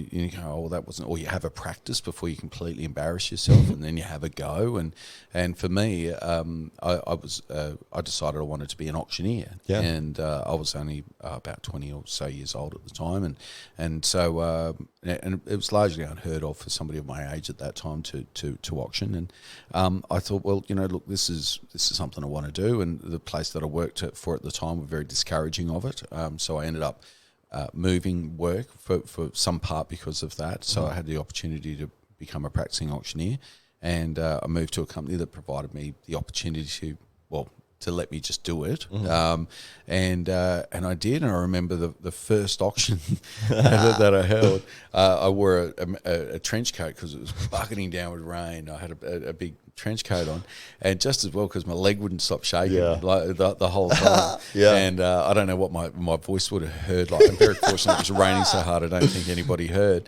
And I prattled through my call like I thought it would, and there was, and just to make things worse, there was another real estate agent. It was a competitive real estate agent that was there watching. Was he giving you the like? No, it was the chick. I don't know what she was thinking, but it wasn't good things. I'm sure of it, and I wasn't thinking good things. But anyway, it was all. It was a bit. It was a fail. It was a fizzer. Nothing really happened. But I persisted, and I did the next one because I thought if that's as bad as it can get, that's about as bad as an auction can get. Three people turn up.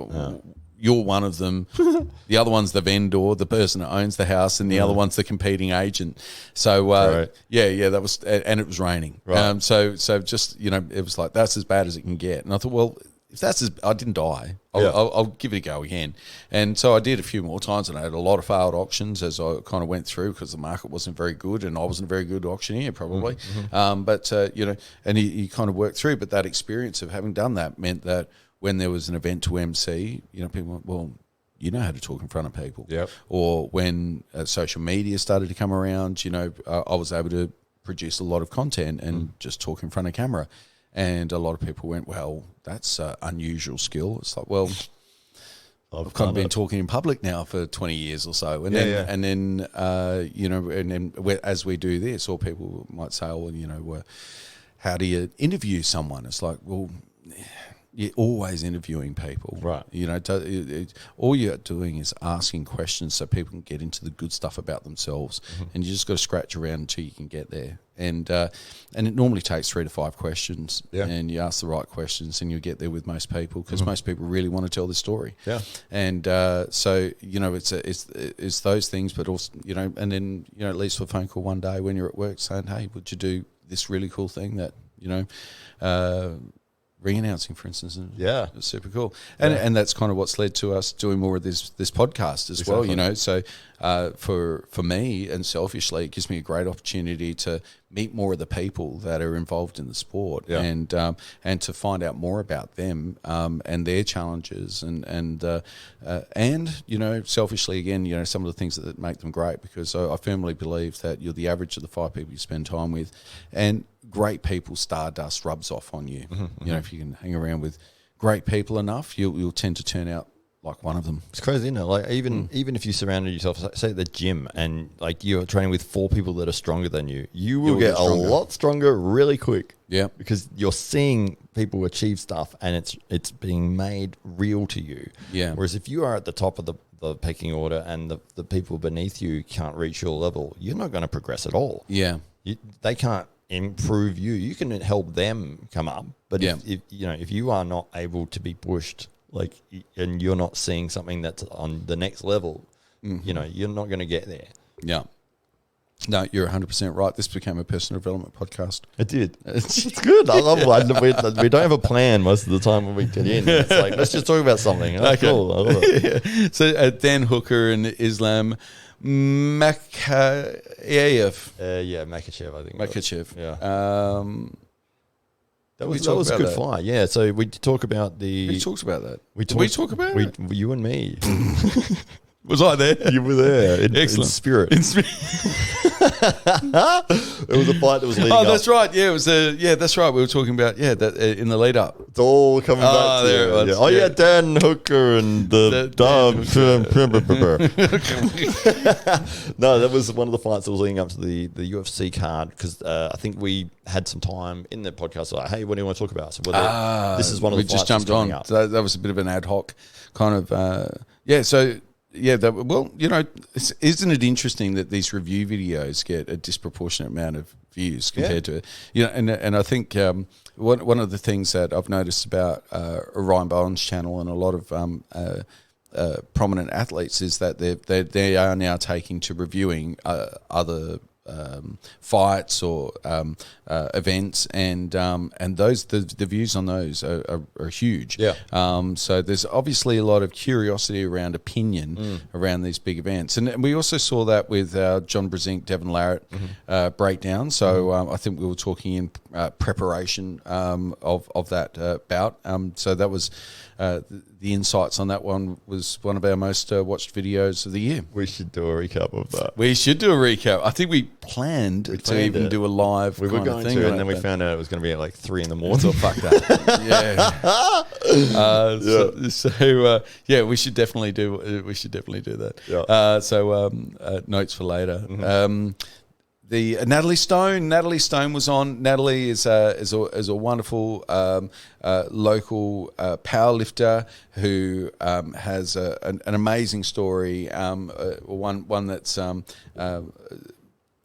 not an unfamiliar one with, as it turns out, for many of our guests for this year. Yeah. Where she suffered some from sexual abuse.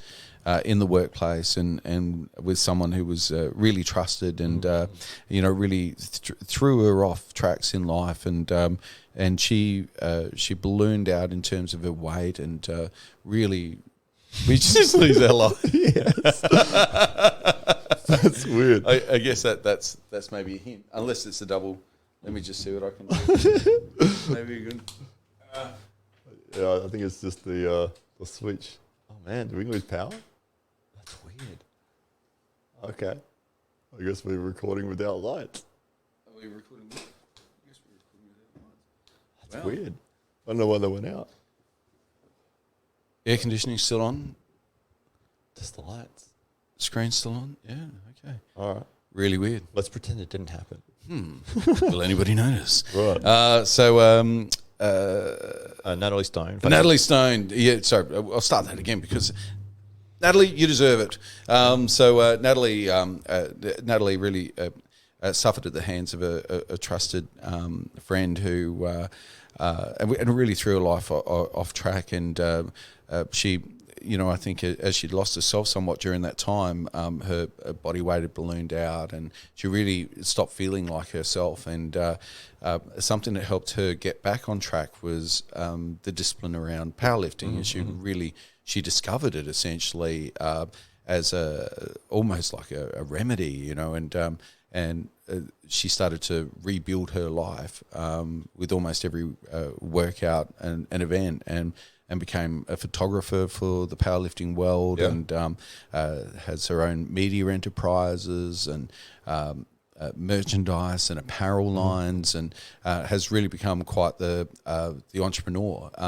So just a great story to hear of somebody who could have gone either way. You know, there's a real fork in the road, and not of her own making. Yeah. But for her to find herself where she is today, you know, sometimes with these things, as horrible as they are, you know, you often think, you know, without them, you know, these really special people would not be who they are, and we're all the better for who they are today. You know, they really shine a light and a path forward for people that may have struggled with the same things that they had struggled with. And for those people that are really lost out there, I think there's some great resources in our playlist, and several of those people who we have interviewed over this year have stories that will, I think, serve as some kind of motivation and inspiration for anybody to make the changes that they feel they need to live their best life, whatever that might entail. It is interesting when people have adversity and then their reaction to it, and a lot of people, as you said, that get into physical fitness or you know, martial arts or something, are trying to take control of how to, you know, deal with the situation. Like, you know, this event has happened and it's gone, and it won't ever, you know, it's always going to be in the past, but I'm living right now at moment to moment. And if you're feeling pain, if you're feeling like you can't control something, if you get in the gym and you can lift that weight, and it's like, oh, I feel like this is something I have control over this, you know, and I get something out of it, and I can release that frustration, that anger, and it's like you're getting that positivity from it, not only from a release of frustration, but taking control of something. And it's like you find a lot of the people that we've spoken to have gone that pathway, and it's like, I am doing this because this happened, and that I don't want that to ever happen to me again, so I will become this. So I am now protected against that from happening, and I become a stronger person because of this, and I don't want to feel that pain ever again. I'm going to use that as fuel, and I'm going to use it in a positive manner. Whereas some other people might go the opposite route, and they might be crushed by that event, and they might never get over it. And it's like the opportunities are there if you are able to take it and use it in a positive direction. And it's like, it's a horrible thing that happened, and people go through horrible moments, and it's like, how you react to it is how you will define the rest of your life. Are you able to use it and use it to make yourself better? Are you able to for it to happen, and then it just destroys you and you never get over it, and that's the end of your story, and you exist for another 60 years, but you didn't do any of the things that you had wanted to do in your life? Yeah. One of the analogies that always sort of plays in my mind, I listen to a lot of like sort of motivation videos or whatever. One of the stories, and one of the things that comes up quite regularly is, I think it's Les Brown. He was talking about, you know, the ghosts of the dreams that you had of all the things that you wanted to achieve in your life. And he's like, you know, if you're on your deathbed and it's like all of those dreams come to you at that point and say, we wanted to exist, and only you could have brought us to life. But now we have to die with you because you didn't make it happen.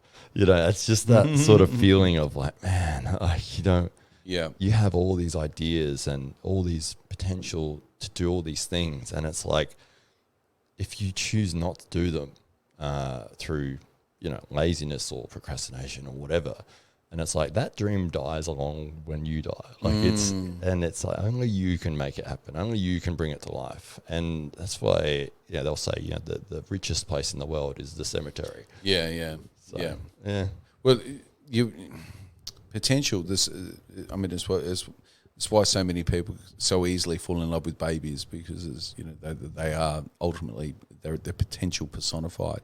And as you go through life, you can maybe feel like you're not necessarily living up to your potential, or there's been opportunities lost. But that's not to say that the opportunities won't be there again, and nor is it to say that perhaps your potential is greater than what you ever anticipated it was, and you underestimated it. Yep. But it's also that thing that people will believe in you for is your potential. Even if you're a complete fuck up, even if you you haven't done the right things before, if you've got the great potential to do great things, and people just see that essence in you, then you'd be amazed at the support that you receive. And that's why I say to people on the downside of advantage, you're not your current situation. You are your potential. And although you might not feel that you have much of that even at the moment, the potential is always far greater than you can quantify, and more than you can ever realise. Yeah. And exactly what you make of it, that's in the future. Yeah. Only the future answers that question. Right. So to round out this wrap up, so we had, I think we've got kind of three or four episodes left of the four episodes, I think, of guests here. So Tim Jardine, Jardine, so former state boxing champion, and what would you say, a blend between, if you could pick a couple of kind of iconic characters that most people can associate with, would it be like Chopper Reed? That's the first one that came. Yeah, it's a very so Tim's such an interesting guy. Once again, suffered at the hands of abusers at a very young age, and namely his father, who was very physically abusive towards him, and that of course his brother, and then his brother kind of groomed a gang of other kids to beat him up as well, and he grew up in particularly adverse circumstances, and kind of amazingly, even he, in spite of all of that, excelled on the football field, and had an amazing talent, but broke a leg because of malnourishment, because of the seemingly the abuse that he was having to weather at home, and that served as a stumbling block, and then led him into that dark world of drugs and alcohol and all of that type of thing, and but when I first met Tim, which would be about 25 or so years ago. Yeah, about 25 or so years ago, he was the strongest guy in the gym. He was charismatic. He was always really open and happy to have a bit of a chat, and was this cool older guy, who was like big, muscly, strong dude, and you better listen to what he's got to say. And first person I think I ever saw that bench pressed like 2 plates on either side with my own eyes. And I'm like, oh, wow. So I think he was warming up as well. But he such a nice guy. That's how I knew him, and of course you know him personally, but through completely different circles, and we had no idea that we had these connections with him until he was here in the room. So funny. So and he's a great storyteller, know, and I think that's another thing where.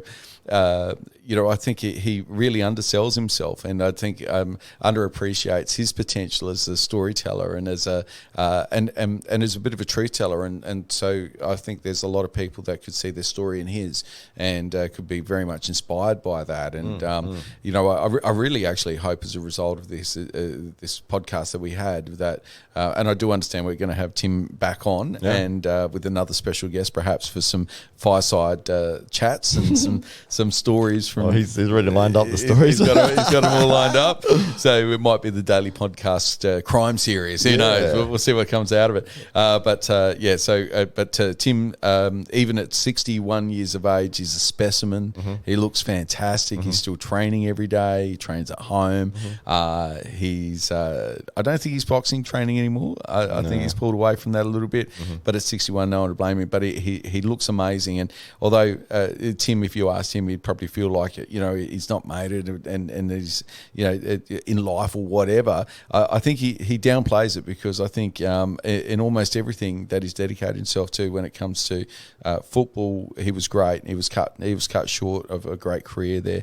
When it came to boxing, he put himself in a position where he could take advantage of an opportunity by being there and having the discipline to turn up, and also just in his ability to remain so disciplined around his own personal maintenance, well-being, and strength for such a long period of time. It is a testament, because you as I say, you look at the guy, 61 years. He doesn't look like 61-year-olds. Like, that's right. 61-year-olds didn't look like that when I was a kid. Put it that way. Sure. He's a beast of a man. So and hilarious as well. He's so funny. He's so funny. So funny. That's another thing. Again, when we're talking about, when you're facing adversity through your adolescence, and then it's like, how do you deal with it? And his methods of dealing with it is self-reliance, and it's like, I don't rely on anybody. I live by myself. I train by myself.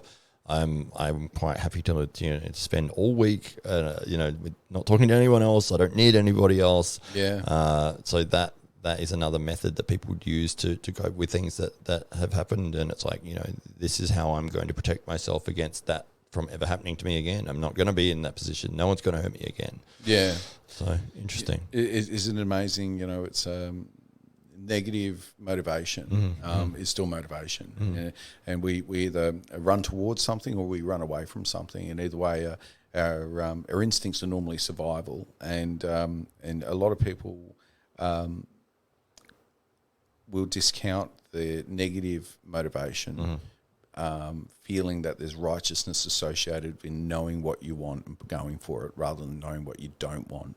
And I would say that knowing what you don't want in your life is probably the first thing you need to work out. Because until you've got rid of all the things you don't want and need in your life, then it's really hard to build a solid foundation for those things that you do want to prosper.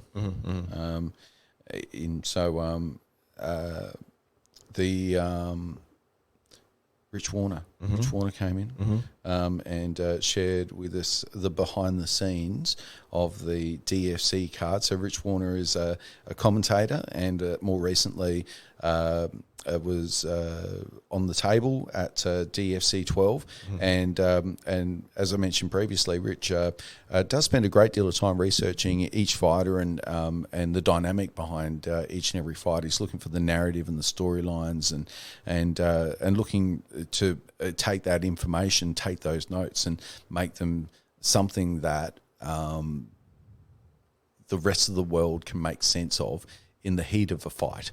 And so Rich kind of had a lot of the story behind the story associated with each and every bout from the DFC fight. So Rich stepped us through that. And I think what's going to be really cool is when we have Rich back in preparation for the next big DFC event, and where Rich can kind of break down his analysis. Now, Rich confidently claimed that he'd picked every single fight on the card. I actually don't doubt him. I think he honestly did. But I want to test it, and so I think we've got to have him back in so he can pick the fights before the card. And we can put bets on. We can put bets on. From what I understand, Rich, he can't put bets. I'm not sure. Think he can. I don't think he can. No. So, but that does not. I don't know. Is there any ring announcer thing about any of that? Maybe Matt's placing bets. I can put bets on. I'm not involved. You might be. Oh God, what have we done? Opened a can of worms. Opened up the can of worms. So we went through all the fights and the reasons they were won and lost, and the complete technical breakdown and the personalities, and once again some of the stories, especially that was associated with the title fight of the night. Between David Butt and Shane Mitchell, and to hear David's story going into that, he'd been quite the journeyman over the last several years, and of course over the last few hasn't had the opportunity to fight. In the last two, COVID had kind of kept him out of action, but the upheaval that David had experienced in his personal life in the lead up to that fight was not probably something that was publicly known, not only the personal upheaval, but he moved from one end of the country to the other, from Queensland to Tasmania, and really had to, and really wasn't necessarily considering, as a matter of fact, from what I understand, was considering dropping out of the fight game altogether, and then but this fight gave him purpose and a reason to be disciplined and a reason to get back into the octagon and to prepare for that that final shot at what was the ISCA welterweight championship belt, the first one I believe issued for MMA, and so David had put in a lot of hard yards over a lot of years and certainly deserved the opportunity. And unfortunately on the night for him, Shane Mitchell was on another level, and I would say on a level where UFC have got to be looking at him really, really closely now, and I see big things happening for Shane Mitchell in 2022. I know the whole team's working towards the big show now, and it'd be fantastic to see Shane take that final step, because you kind of feel now he's done pretty much everything that you can do at a local level, at a regional level, and now it's time to step up to the big leagues, take the next step. Absolutely, yeah, for sure. And the way he won that fight was just amazing. The way he wrapped up the arm to get from the back position, had David's arm pinned with his leg. Yeah, it was once he'd done that, I mean, it's game over. It is. Shane had both arms free to do whatever he wanted. Could have sat there patting, Shane on the head if he wanted to, but obviously got the rear naked choke and got the win. But it's just incredible display of technique there. So. I've just lost where we're at. So I know we're getting towards the end of the series, though. Yeah, I think after Rich, we had an arm wreshling. Arm wrestling special. Yeah, so and that was a little bit. That was a promo in advance of the DFC event, that's and right. So we had Laz the Berserker Borta, and Tim the Viking Graham. Tim was in studio. I missed this one. Tim Viking the Graham. Tim the Viking the Graham. But Tim came in and Sledge, Matt Vanocchi. Yeah. Matt Vanocchi, yeah. So Leon wasn't able to make it. Well, it was all sort of last minute. It was just going to be me and I think it was just going to be me, Lass, and Sledge. Yeah, and then I messaged Tim just as a random thing that day, and he happened to be free. So I was like, okay, yeah, cool. If we could have got Leon as well, we would have. But we'll get him in the future as well. Yeah, for sure. So Leon's a bright young shining star at the Titans Arm Wrestling Club. He's had more super matches this year than anybody else, and deservedly found himself in the octagon when the opportunity for a second fight came up. So originally at DFC we certainly had one fight that had been confirmed, and from what we understand, it was the biggest professional fight of arm wrestling in South Australia for last year. Oh yeah.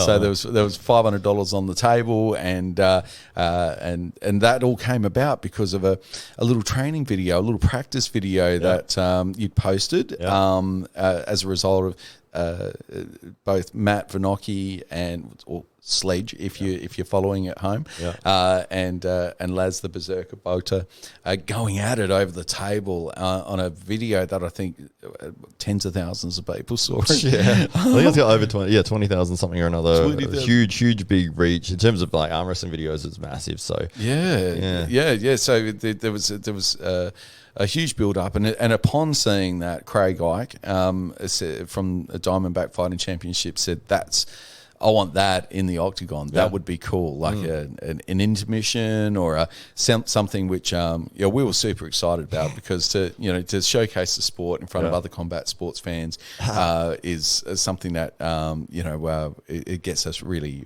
excited, and was an opportunity, once again, an opportunity money couldn't buy, and so we had the first fight all lined up, and we made it. We put $500 prize money on the line, and it was a tremendous battle, and I think it lived up to the expectations, and it was huge. You were reffing, you were in the cage reffing, so tell us your impressions of stepping into the octagon in front of 1,000 fight fans. Cool. So good. Arm wrestling it's amazing. Amazing. I think they'd had maybe 3 or 4 fights, and then it was our turn, for the first one, which was the Viking versus Leroy. Tim versus Leon. Yep. The Viking versus Leroy. So Leroy. Yeah, that's right. And so they made you made the announcement for us. So coming to the cage is the SA Titans Arm Wrestling Club, and it was like, oh shit, this is us. And I'm walking with the table like through the crowd, and I actually heard somebody, which was quite nice for me. Somebody goes, "Oh, geez, look at the size of that guy's arms." So like, did you stop and give him a double bicep? No, yeah, just immediately, like, very nicely, like, yeah. And I'm like, I'm not even arm wrestling. Yeah. So we got the table into the cage, and I'm standing there, and I could see everyone looking at me, and they don't know what's going on. They've never seen arm wrestling before. And we're waiting, and then you did the intro for the Viking and for Leroy, and they've come up, and all of us were nervous. And it was like, I was like, when you get the adrenaline shakes, like I was like, man, and I'm trying, and of course the bloody slip, and when they slip, it means you got to put the strap together, and my hands are shaking. So now I'm being watched by like 1,000 people, and it's like, if you stuff up the strap, it can take a minute, and that's where you can lose people. They'll just be like, I'm like, I've got to do this quickly, I've got to do it right, and it's like, I know that if it takes a long time, people are going to be, oh, what the hell are they doing? Boo! Stop throwing their cans in the octagon. So never get these guys back ever again. Yeah, exactly. That was what was going on in your mind in that moment. I'm like, and then of course, and one guy's forth a boo. Yeah, that's you. Just to like start it off. Yeah. Luckily, I mean, when I watched it back, because in my mind it was going for ages, like me trying to put this strap together, and it was like, when I watched it back, it was maybe like 15 seconds at the most, like for the fastest I've ever put a strap together. Notice how I keep saying strap together and not strap on. That's the quickest I put a strap on. Yeah. Can otherwise make for awkward conversation. Yeah, that's right, for sure. And obviously with both the Viking and Leroy, they're both experienced in the setup, and when you are getting set up, you're going to want to be fighting for position, and I'm like, don't fight, because don't make it hard for me to put this on. Like, if you keep moving your hands, it's gonna make this longer, and it's like, just hold your hands still, do it, just do this for me, like, don't mess around. Be nice. Yeah, exactly. Yeah. But luckily they were convenient and willing to amenable. Yeah, exactly. And so, but then when we had the back and forth, then they had an amazing match, and it went so well. And I remember when we finished, we went back, and we had our own little setup there for people to come up and have a go. And I was just like, yes, and we were like, yeah, and they couldn't stop like laughing and smiling, and then obviously Sledge and Berserker are still sitting there like, nervous ass, because they've seen like the level that these guys have gone up to, and they've got something to live up to all of a sudden. Yeah, exactly. And then not only that, they got $500 that they both wanted to win, and biggest prize money ever in arm wrestling for them. Like, in terms of, I mean, you don't make any money out of arm wrestling, so to get $500, I certainly didn't. Well, it's cost us a lot of money. So when they got their opportunity, I think they had another 5 fights or something with the MMA side of things, and then it was our second opportunity to come up, and this was the main event in terms of us. Stepping back in, felt a little bit more comfortable, to know what to expect, and I was the only one that had been in there before, because I'd done the last match. So the intros for for Berserker and for Sledge to come in, and I could see they were both that nervous feeling again. I was like, well, I'm a little bit more comfortable. Hey boys, I've been here before. I'm seasoned pro here. Yeah, you'll be fine. I'll take care of you. Watch me not shake as much. That's right. See how I'm not shaking as much. But yeah, so we did the second match with these guys, and one of the best matches ever. Oh, so good. Literally ever, man. Like, it was so freaking cool. Like, they were going back and forth crazily. Like, normally a match is a second. This went, it's 20 seconds of ridiculousness. Yeah. And it was like, there was moments there where, as the referee, I could have been like, stop. There was a slight elbow foul. I'm not calling that. I don't give a crap, let's keep this going. Yeah, that's right. There's no one there.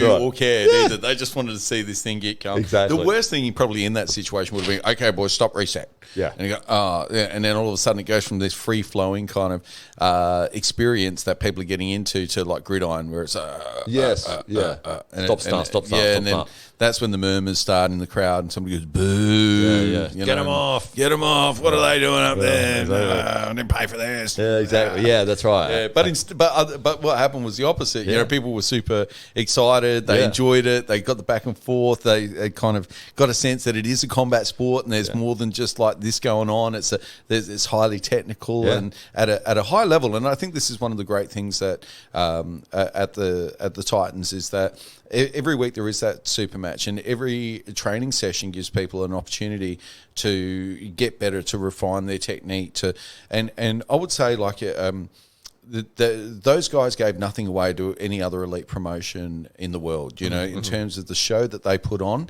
the technical abilities that they showcased, and just generally as well, I would say even the showmanship, because you know, these aren't guys that are, you know, that are international legends of the sport or anything. You know, these are guys that are kind of making their way up the ladder.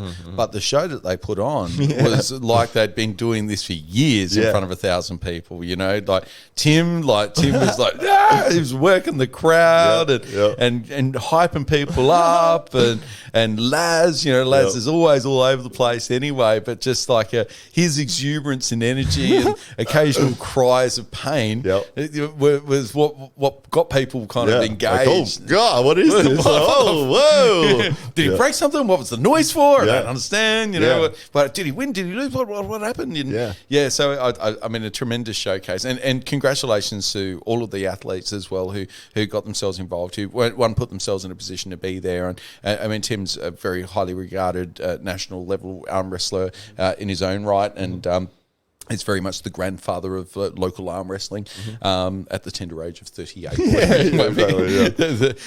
34 maybe, I'm not even sure. Yeah, something like that. And Leon, who's come to the sport in the last 18 months with a great deal of enthusiasm, who's paired up with the number one ranked guy, and who's essentially his training partner, which is always something that's great to do if you want to get involved in sport, hang around with the best in the sport that you can get close to, get proximity to, and certainly Leon's done that, and not only that, but been prepared to test himself, you know, as more than anybody else, and through all of that, well, I think he's had the greatest rise in rankings for the last 12 months of anybody else. Most super matches, 14 super matches. 14 incredible. Yeah, absolutely. 14 super matches, and kind of rose from being well outside of the top 10 to being nearly 6 now. Nearly in the top 5. Yeah, absolutely. So which is, and I think he'll continue going that way, because on the practice tables, he's, you know, there's you know, a handful of people that, you know, can really play with him for a long time. So I think great things will happen for Leon Babs into 2022. I think Laz is 10 kilos away from being unbeatable, potentially. You know, that it just his frame, his technique, and his natural strength. You know, it seems to me that every 5 kilos he puts on, he gets disproportionately stronger than most people would if they put on a similar amount of weight. So that's right. He's got a big frame to fill out, and you know, I think rarely do you find arm wrestling athletes that are his age, of his years of experience, and then you double that to a frame that could definitely take another 15, 20 kilos very, very comfortably. And, you know, you've got somebody there who's going to be very formidable in the next 12 to 18 months as well. And Matt Connelly, who, you know, he's really carved out a reputation within the club as being quite the mentor, and has been very free in sharing his little moves and little techniques and things that he's dreamt up during the week that he's, you know, he tests on people, and little things he thinks that will help you beat someone else and stuff like that. He's full of these little tips and tricks, and has hovered around, you know, that top 3 for a while, and so deservedly that it was very deservedly he was in the octagon and enjoying that experience, and because I feel he's given a lot to people across the practice table over the last 12 to 18 months, and is also an exceptional arm wrestler, and great to see him in the ring. And not only that, but did that crucial thing. He turned up and he had a fantastic bout, and the camera just happened to be on, and tens of thousands of people saw it. That led to a phone call that got everybody there on that night. That's right. So it was well done to Matt and to Laz, and congratulations to Laz for taking out the $500 prize. Yep. Well done, mate. And I think we'll see some more high stakes arm wrestling. Maybe that high stakes arm wrestling. Maybe that's a series. High stakes arm wrestling. Come up with I'm trademark now. Trademark. Is that what you're doing now? And I've kind of lost my little. Well, we had so it was arm wrestling. We had in Rich Warner, and I believe it was the last one. The last one was Isabella. Is the Isabella update, because Izzy for most of the second half of this year has had her own things going on. So Izzy went off on a secret mission, and we weren't quite sure where she got. Oh. You're falling to pieces over there. Have you lost your voice in your headphones? Yeah, I lost my voice in the headphones. Oh, I can still hear you. Can you still hear me? Yeah, I can. It's probably unplugged at some point. There's probably another end of that cable down there, which you might have stepped on. It's all right. Yeah, we'll pause it.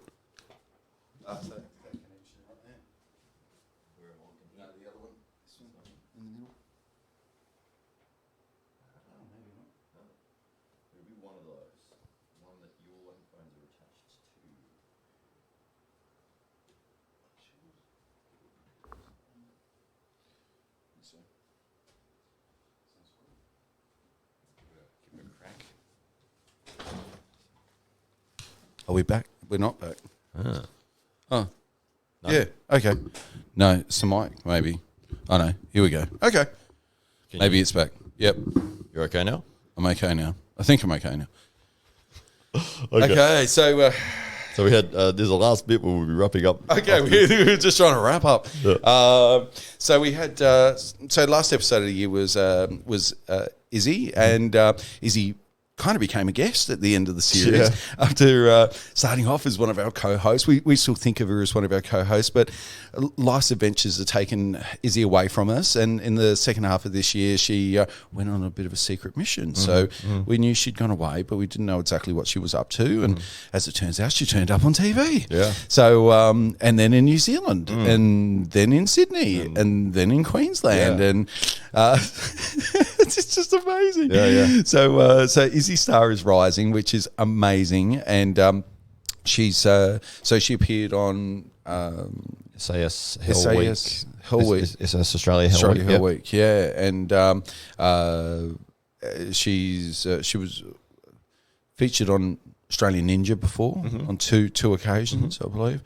And but this year, so she was filming that all top secret stuff, and then she was off to New Zealand on a boxing camp, so refining her skills and really taking boxing seriously. You know, so she it's really interesting. You know, she's gone from canoeing, which is her last sport of specialty, to boxing, and you couldn't imagine too many sports that were much further apart, but.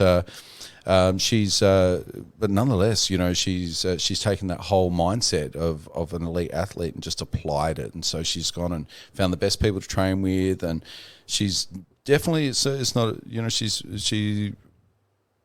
up in her game there, and so.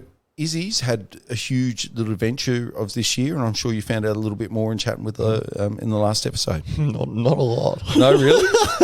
Didn't get to the bottom of any of it? Not really. No, we talked a lot about what she'd been doing in terms of just like very recent stuff. You know? So she had done, like the day before the podcast episode, she'd done that 70-kilometer run. Yeah, incredible. I don't know why, but yeah, sure. I was bored. 70Ks. Yeah, no, I think it was for an army charity event. So, but yeah, it was like 13 hours or something she was out there for.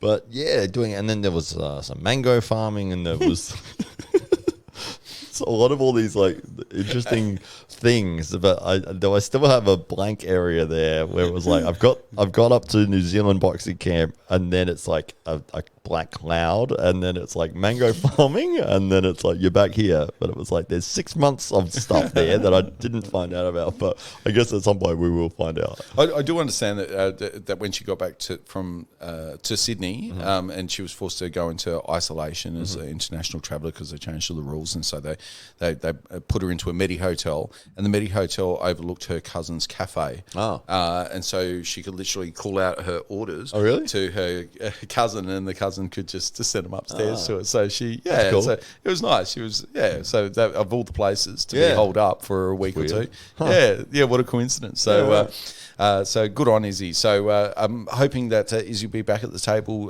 next year. But Izzy's got so much going on that we understand that we'd be very lucky to catch her on a regular basis. So definitely, if you're a big fan of Izzy, stay tuned. You might not see as much of her next year, so definitely tune into those episodes that we're lucky enough to see Izzy on. And so, mate, that was a huge 2022. It was a huge 2021. 2022, I feel is just going to be bigger again.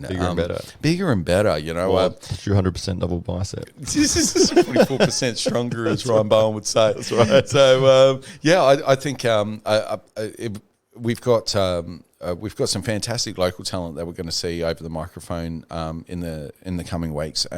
We've also got some interesting figures that'll be returning. So Tim Jardine will be back here sharing some more stories and some interesting tales with us. We'll also hopefully have Carly back. We've thrown out the invitation to Craig Ike. We'd love to see him here. Yeah, so, let's get him on. I know. He needs to be on here. He needs to be one of the key elements of all the stuff that we've been able to do. He's the man that's mentioned but seldom seen. That's right. So the shadowy figure in the background. Maybe that's the persona he's trying to create. But when you think of it, it's just a shadow and smoke in the back. Yeah, it's a question mark. So hopefully we've got Craig. We've got the last remaining proponent of a kung fu school of philosophy, who'll be on the podcast as well, Daniel White. So he'll be explaining to us the circle propeller method and his and Master Kong, who was behind that, who also appeared in Bruce Lee movies in the 1970s. So some really cool stories from those Bruce Lee days, but also Daniel's tales of spending time in Southeast Asia and following along the trail of Bruce Lee, but also featuring in several movies himself whilst he was in that part of the world over the last 10 or so years. So we'll have Daniel here, as well as more athletes from the events that are coming up all around Australia, and so we're really looking forward to a huge year ahead, and I think that we'll look forward to bringing you more of those in-depth interviews, as well as some of those casual observations and reviews of some of the big fights and some of the major events of 2022 and beyond. Absolutely. It's been a pleasure, a fantastic year, huge opportunity. A big thank you from me to you and to everyone else that's been involved in the podcast, getting everything up and running, and just, massive opportunity, as I said before, and really appreciate it. So thanks again. Oh, my absolute pleasure. And thank you, Matt. Thanks, Izzy, for being here around the table. Thanks, Rory from the pod booth, who got us all started in that beautiful studio. Mm-hmm. So big shout out to Rory, to Roman, that's been helping behind the tables. Matt has been spending hours and hours and hours and hours and hours and hours and hours and hours and hours editing and putting together a lot of the visual content that you see, attaching thumbnails and taking care of all of the uploading and all the back end of things to make us look super professional, and also distributing those videos, and that's how a lot of these videos get tens of thousands of views. So well done, Matt, and great effort, and just it's been an absolute pleasure to be here. Thank you to all of those people that have appeared, all of our guests for this year as well. We look forward to having you back around the microphones in our new studio. I think we've got a few little things to do. One, we've got to get the lights sorted out, but two, we'll come back bigger, better, brighter, and for you guys in 2022. So thank you for tuning in and for listening and watching, whatever the podcast provider of choice that you love the most. Well, please subscribe, download. If you haven't already, if you've been watching the videos on YouTube and you haven't subscribed, please do that. That helps us enormously as well. Head over to our Facebook page so you can catch live events as we post them. And also, I finally thank you to the guys here at Moonshots who have accommodated us and given us a great deal of support over the last 12 or so months. And we look forward to doing a whole lot more here in the new home of the Daily Podcast, Daily Combat Podcast in 2022. So thanks, guys. See you next year.